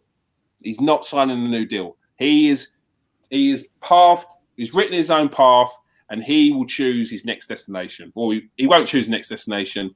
He'll have a big say in it because, well, PSG will have to accept a lower fee than this astronomical fees which people feel they would have to pay for one of the best strikers in the world, and then be able to essentially pick his destination. He will, but it won't be 360 million. Cristiano Ronaldo could well go the other way, but I don't see Kylian Mbappe going to Juventus. I think he wants to go Real Madrid. I think Barcelona is one of the places. Man City, Liverpool. And weirdly, was Man United was one of the places, but that would obviously depend on where they are at the time. So yeah, it remains to be seen what goes on in that one. Chelsea have identified Paulo Dybala as a potential transfer target. That says Tuto Mercinto Web. Pablo Dybala. Do Chelsea need any more forwards? Timo Werner was awesome yesterday. Do you see his goals? That first one where he spun the defender. Yeah. He's still going, isn't he? 28 points, captain, dream team. Very nice. Thank you very much, Mr. Werner. Had to crowbar that one in, didn't he? Had to crowbar it. Because 28 points is all he's got after 4 weeks. That's why. Yeah. Middlesbrough have tried to get in Everton's Yannick Bolasie on a loan, but they couldn't get the deal done. Yannick Bolasie actually put out a tweet the day after that the deal could not get completed. He said he tried everything he could to get the deal done. He thanked Neil Warnock for doing everything he could do to get the deal done, but unfortunately he couldn't make that move. And he said he will put all his efforts into focus into trying to get back into Everton's first team and pushing them up in the league. Model professional, great comments, but also maybe read between the lines. He's saying something about Everton not maybe being as cooperative to get him off the books. If he's made a point to thank the manager of the other team, and said he could do everything he could, which means he was willing to take a pay cut. So maybe it had something to do with a fee. I don't know, but I'll look into that. They was after a left winger all summer, weren't they? Everton. They was after Bailey. Yeah, it never happened in the end. So maybe they want to keep him for that. Maybe. The comments that have come out about Yannick Bolasie from Ancelotti were very quite blunt. It was like he's a very good professional, but there's no place for him. That was I think he actually said the words. We've spoken, and he needs to look for a new club. So there's no spot for him. Arsenal are keeping tabs on Dortmund defender Dan Axel Zagadou.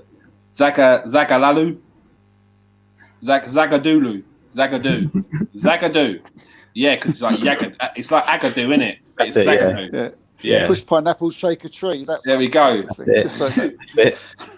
Arsenal after Bournemouth defender.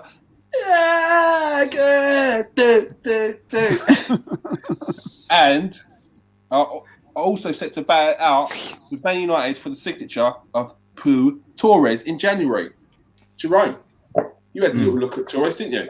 Yes, yeah. Is he of the standard? Would he settle in well next to a Lindelof, a Maguire, or a Gabrielle? Probably not a Gabrielle, and the reason being is he's left-footed. He's 6'3". He's 23 years old. He's just sort of broken into the Spanish national team, and he spent the season before last. He spent on loan at Malaga.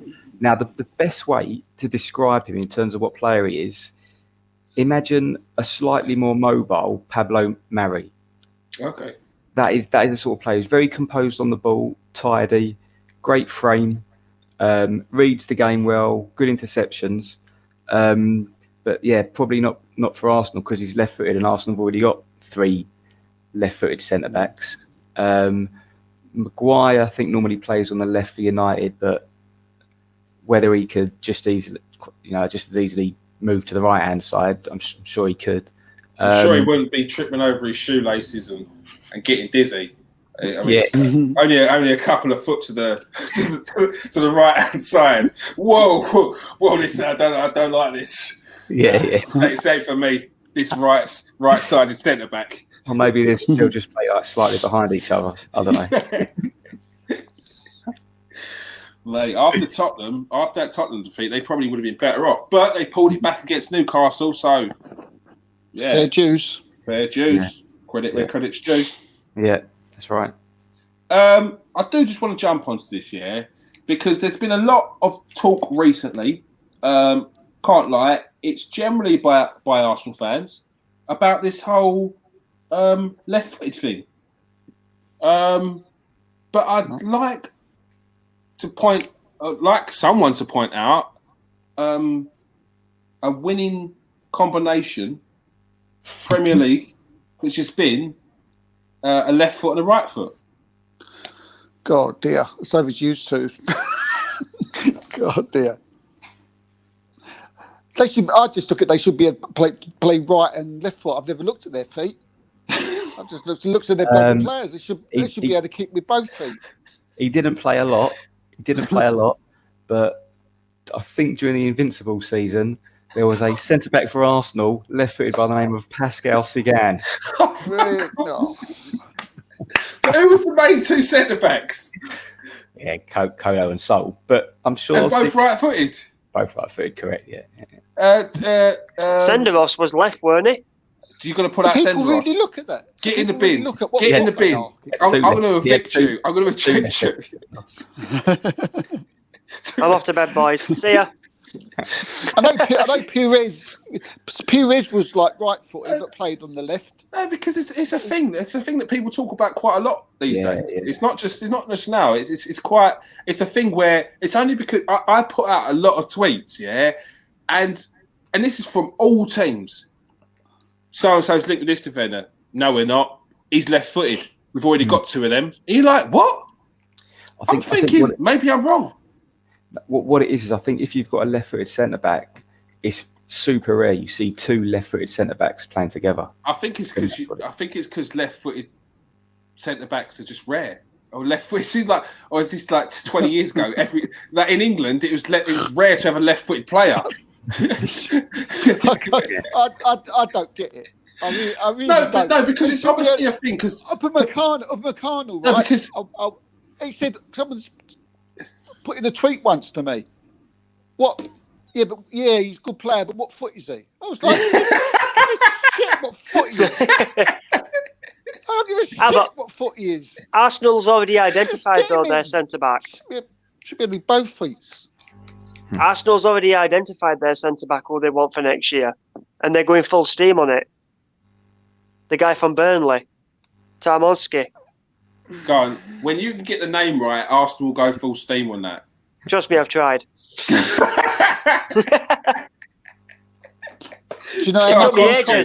took me ages to get Slabowski. They want 50 mil for him. 50 million, yeah. That's what they want. That's what they want. Yeah, but didn't West Ham offer 30? Yeah. They rejected it. No, of course they'll reject it. Sorry, it's still early. I just think it's going to be a Harry Maguire situation, and I'm not into bringing no Harry Maguire in. Arsenal won't do. Arsenal will not do a Harry Maguire. I rate James Tarkowski. He's a player. Yeah. He's a player that's been through the levels as well. He's not your namby-pamby only winning around Premier League teams kind of defender. He's been amongst it. He come from Oldham. He's been at Burnley. And if you can be at Burnley, you're a proper defender. Because even if you watch their youth team games, they're just all defenders. Like, the Burnley team, you watch their youth team games and they look like a Burnley team. Like, just solid men. And they're like 15 and 18, but they're just like men. Yeah, that's what you're getting with James Tarkowski. Do you know what I'd like? Well, that's what I've been told. That's what I've been told. Sorry, Steve. That's what I've been told. The guy that's told me is he's Arsenal's number one target. Arteta wants him and Edu wants him, but the Arsenal board want Upamecano. Arteta doesn't want Upamecano. Edu doesn't want Upamecano. They both want the guy from Burnley. Yeah, and I've been told that he will be Gabrielle's replacement for next season. Next to him. What foot is he? I mean, sorry, the replacement for next to him. Fucking hell, Si, you're getting rid of him already. We'll get rid of best centre back. On this 1 in 1 out. No. I'm not getting rid of best centre back. No chance. With the Upamecano thing, we've got Gabrielle, and he looks like he's going to be the mainstay, doesn't he? He's mustard. He's mustard. Fantastic. What we want really is someone who's Premiership proven, who's already in the Premiership now, so we can bring in and not another one from the outside. I would anyway. I'm bringing in a plane here.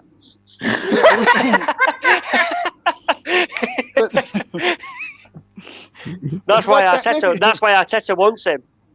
Yeah, because because Man United had the problem, right? They wanted the same thing. They wanted someone who could come in, who was Premiership proven, and they ended up with Harry Maguire. Bless his heart. Sorry. Yeah, I'm sorry. I'm so sorry. Harry Maguire he's so overrated. He's so overrated. Man. 80 million quid for He's so overrated. He's so overrated, man.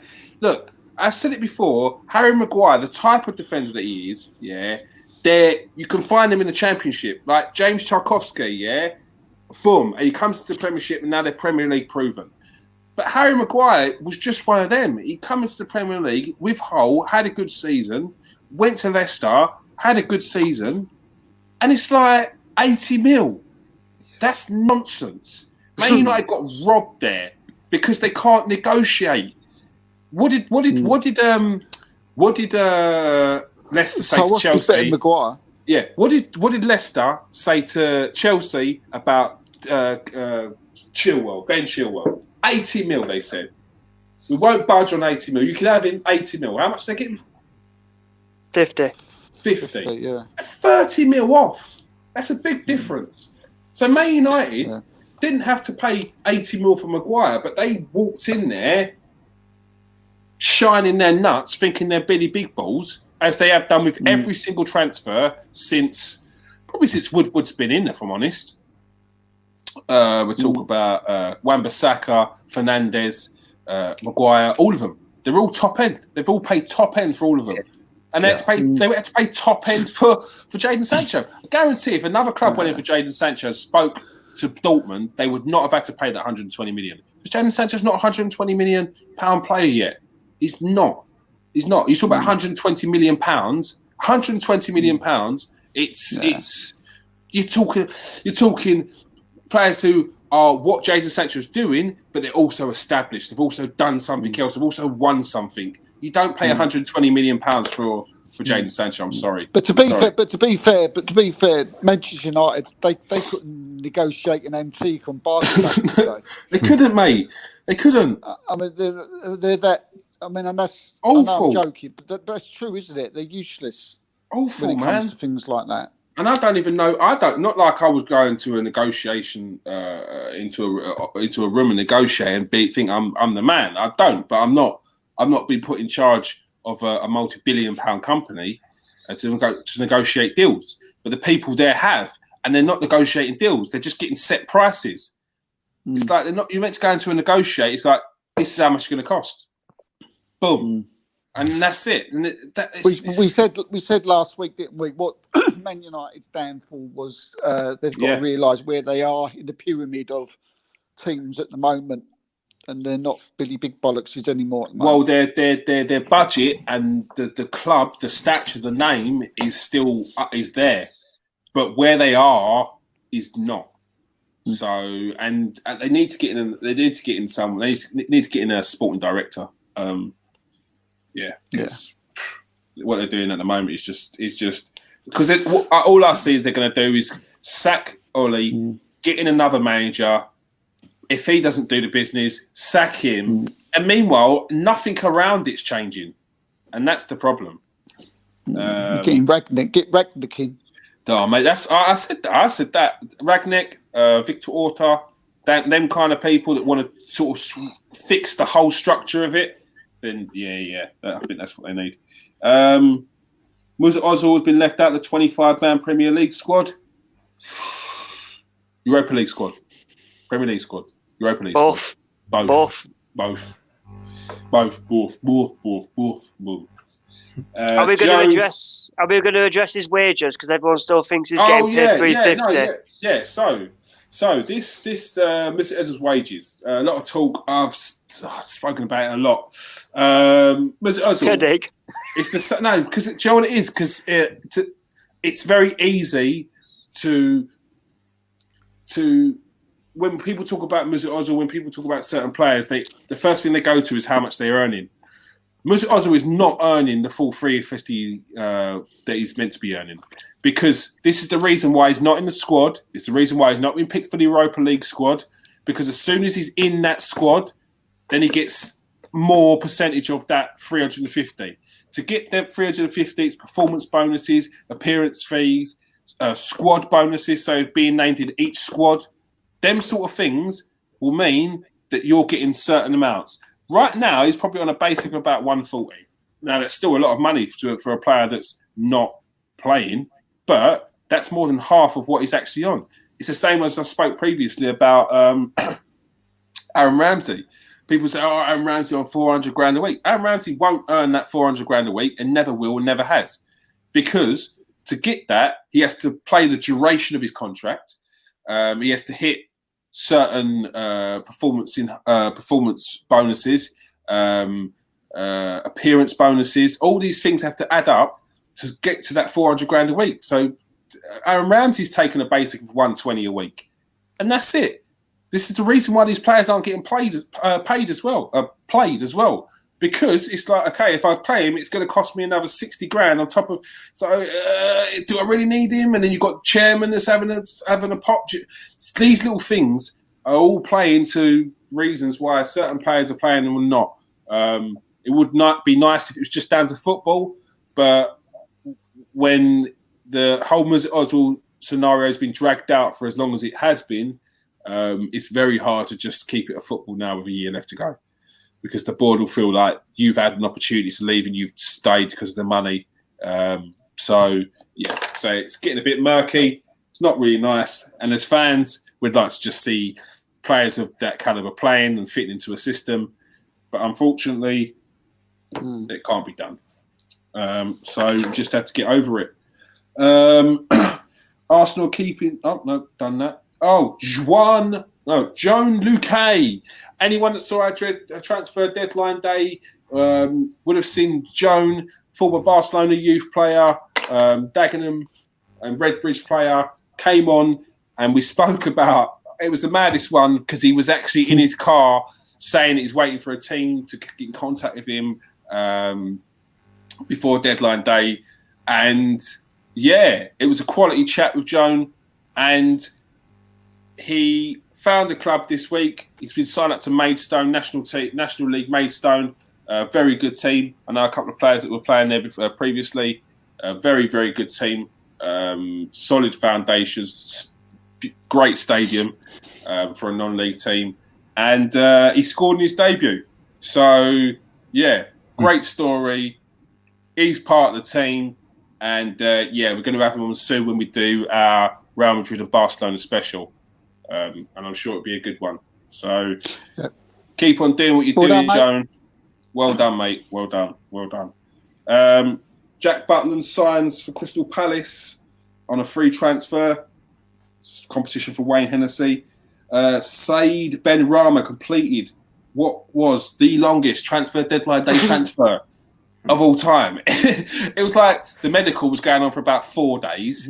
It was on, off. There was threats of agents saying they want money from the other club, and supposedly Said Benrahma turned around to Brentford and said, "If you don't pay the fee to my agent, I'll call off the deal."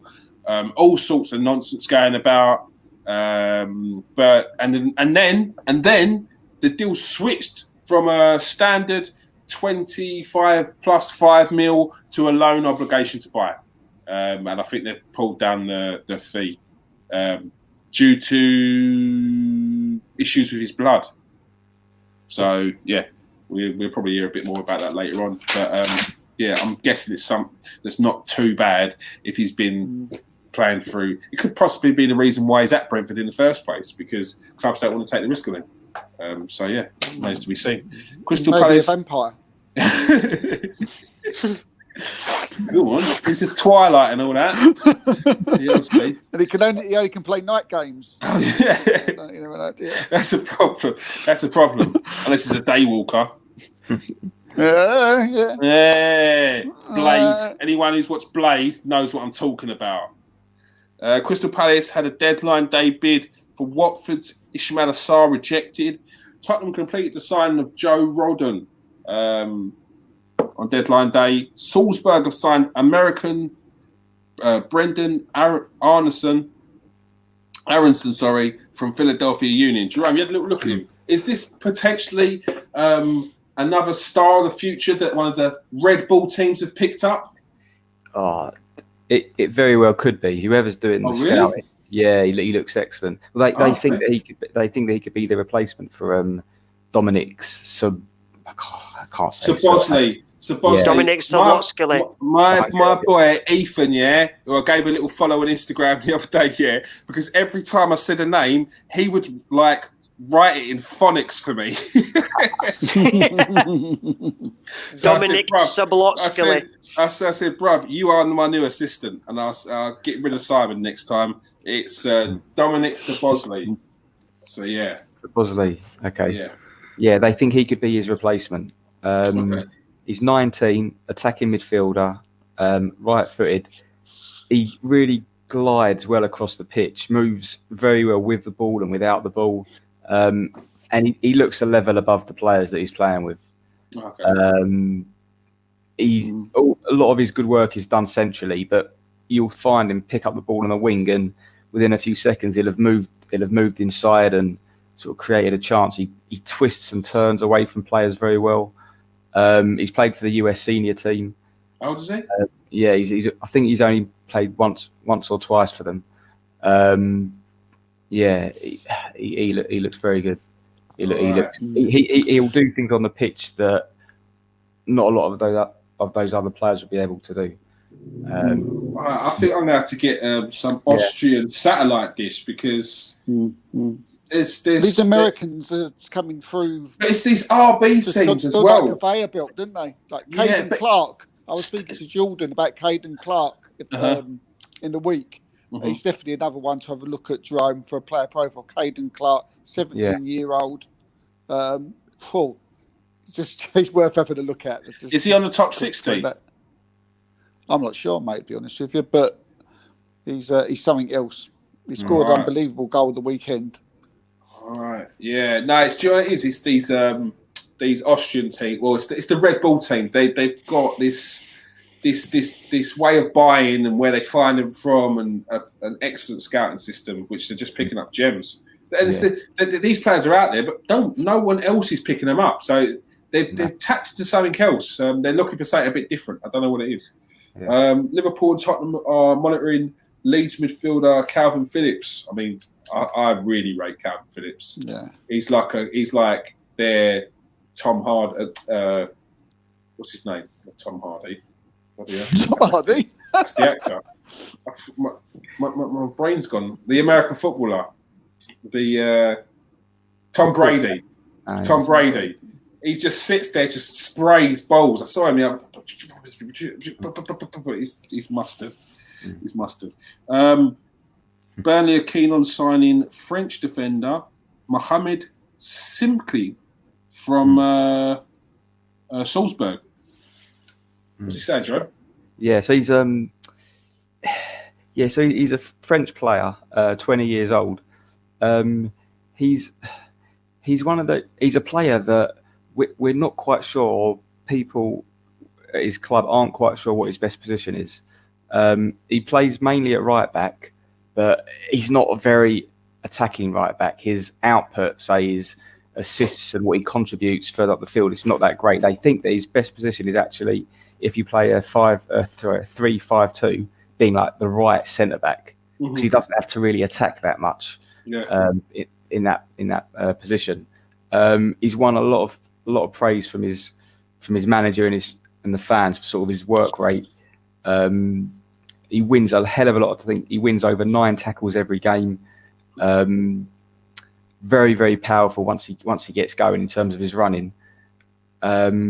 Played for the French under-20 team, and as you were saying, if Burnley are interested in signing big, strong, physical players, then he definitely ticks that box. Yeah, so he looks like a Burnley kind of player. Yeah. Maybe not technically the best, but athlete. Yeah, an athlete. Yeah, would fit in well to to the Premier League. Really, if you need an athletic player, then he's could be. Maybe a potential replacement for James Tarkowski. Maybe not. Possibly not. All right, and finally, Brighton have completed the signing of Danny Welbeck on a free transfer. Sheffield United. I think you said it earlier, Sire. Sheffield United could have got Danny Welbeck, didn't they? Yeah, I didn't even know he'd gone to Brighton, to be honest. I mean, he don't smash in the goals, but if you're looking for work rate, he had spits and spurts, little stints, 3 games. He's been so unlucky, hasn't he? Injuries, so unlucky mate. through his career. Injuries. As soon as he gets going, he'll get an injury and you'll go, oh. Anyway, good luck. Hopefully this will be a good move for him. Anyway, that's the end of the Transfer Exchange show, the roundup. Bit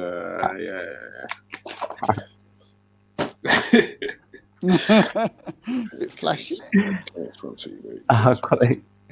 KS1 TV. It's just a little promo. KS1 TV. Do we expect one of them in post? That wasn't me doing. That wasn't me doing the theme tune there. That was actually like a theme tune button. Are we expecting that near them in the post? Yeah, are we expecting that in the post? Look at the aggression they're coming at me with. Are we expecting that? Where's mine? Hey. He's thinking about it. Look, he's thinking about it. That's because I'm generous. It's not. It's not. It's thinking in your head. You got your gift. You ungrateful bastards. What more do you want? No. We got through transfer. That first one, it's not gifts. These are work materials. All right. For tax purposes, these are for work. All right. Yeah. We have to watch what we say because Ethan's on his way. Watch what you say and don't show the gifts. All right. We've got to watch what we say because Ethan's waiting in the wings. Yeah, no, he is giving me phonics on how to say stuff, pronunciations, breaking it down for me. I guarantee he's got his number already. Yeah. No one has my number. Trust me. Takes no, I mean Ethan's. Possibly. Thank you for everyone that's watched tonight. Thank you for any Fulham fans that passed through and heard a few bad words and then left swiftly. We're not all usually that bad. Sheffield United. You. What? I picked them up. I picked them up on last season. Yeah, that's because that was your get out of jail free card, mate. I bigged him up on last season. I just crucified him for this season. You just said all you said was they're going to come 19th, which you basically said they're not going to come bottom. So when they go back, when they go in the championship, you said they're going to come back up. Tourism, didn't I? With their tourism. Yeah, you said about you can get a nice ice cream up there. I'm sure they took well to that one. There we go. Make sure you like and subscribe, people. Please like, subscribe, share, all that. Comment section. Let me just say hello. Who we got in here? Goodwin. Thank you very much for joining. Why not? You boys have got some random names. Matt W. They should have brought Welbeck. I think he was talking about Sheffield United.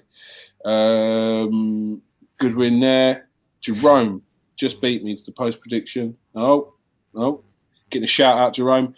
Oh, Jonathan Cox. Oh, yeah, everyone's loving Simon tonight. Jonathan Cox, a Goodwin, cracking up. Who we got?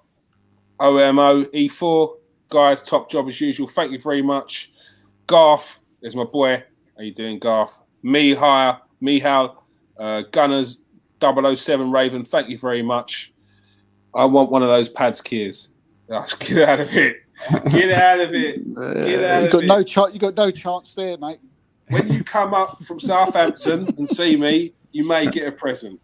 But it won't be one of them pads. It'll be a big hug. All right. Thank you very much. Inbox me, £100 and I'll send you the logo. And you can have it laminated yourself. Here, sign it. The chef. Thank you very much, everyone who joined us tonight. Thank you very much. We'll start with the top. Thank you very much, Jerome Moggs, aka The Voice. This is The Voice. Go. Pleasure. It's what all the fans get when you speak. Boom. Simon. Oh, sorry, that's the worst outro ever. Simon. Right, mate. Sorry. Next up is the chef.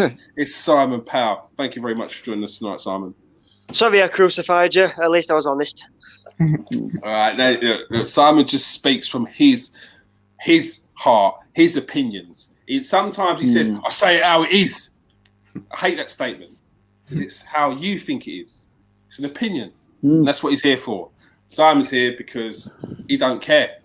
He don't care. Says it how he feels it is. We love that. Well, I love it. And I wouldn't have him any other way. I'd have him talking less about Arsenal and not in an Arsenal shirt, which is why he's still here now. He's doing such a good job. He speaks about Arsenal less, and he doesn't wear an Arsenal shirt on the show anymore. And you got to appreciate that. I appreciate that. I've only got 3 Arsenal shirts. Only 3. No, you haven't, because you got that. You got a Thomas Partey one times 2. Yeah, I will tell everyone, right? I got the Arsenal shirt, right, and I got Thomas 5 on the back. I got Partey 5, sorry, on the back. I find out Socrates is still here. He's 18. So what do? I go straight onto Arsenal Armory and I go and order it. How much did that first top cost you, son? The first one was 99. Yeah, 99. That's 99.95. And then I bought the next one, which were 120, which I've shown these. Can I? Sorry, let me just. What did you get? What did you get? Partey or Thomas on the back? No, I got Thomas. Yeah. I got Thomas 18 because it was just what was standard. But the first one, I got Partey 5. Oh, so it's completely wrong. Thomas on the back. Because I told these lot and they just went, brilliant, wounded. Oh, it ruined me. It ruined me, bro. It ruined me. Bruv, it made my week, honestly. Oh, it's killing me. Thank you very much. But you could say it was some bloke who works in the army called Thomas. Just say it's in. Yeah, well, yeah, mate. Everyone knows. Everyone knows. What 5? Everyone knows. Any Arsenal fan that's wearing a number 5 and Partey on the back just preempted it. Just thought, no, we're definitely getting him. We're getting him. And then guess the number. But I knew we were definitely getting him. I just got backfired with number. You backfired with number. It's what it is. It's what it is, son. I loved it. Well, mate, when you told me you were buying it, I was thinking this kid's mental. But I let you do it still. That's what friends do. All right. Thank you very much for our chief scout. It's Steve K. Thank you very much, Steve. Thanks for joining us, everybody. And at least tonight he didn't go on about his fantasy football, so he must have had a bad week. No, I didn't mention it once yet. Didn't mention it once, but I will do now. All right? That's all right. All right. We all have bad weeks, yeah? I think Grealish got the winner, though, tonight. I think Grealish got the winner. Oh, did Grealish? I think he did. Grealish. Oh, in what team, Steve? You sure it's in the right team? Did you see his face when he said, I said, I've got Grealish? He went, oh, no, it weren't. It's Ross Barkley, assisted by Grealish. I'll take an assist. What a shame. What a shame. Yeah, my dream team didn't do that bad, but that gives you lot, you know what I mean, a chance to catch up. Because all you're doing is looking up towards me. Like I think I was like 10th, just getting into the swing of things. But it is what it is. We move on. We move. We got this. All right. Thank you very much, Steve. Thank you very much, Si. Thank you very much. Thank you, everybody. Thank you very much for the people in the comment section, the people that have watched. It was Barkley. Everyone's saying Barkley. Barkley, Barkley, Barkley. Just screaming in type. Thank you very much tonight. Peace out. Stay safe.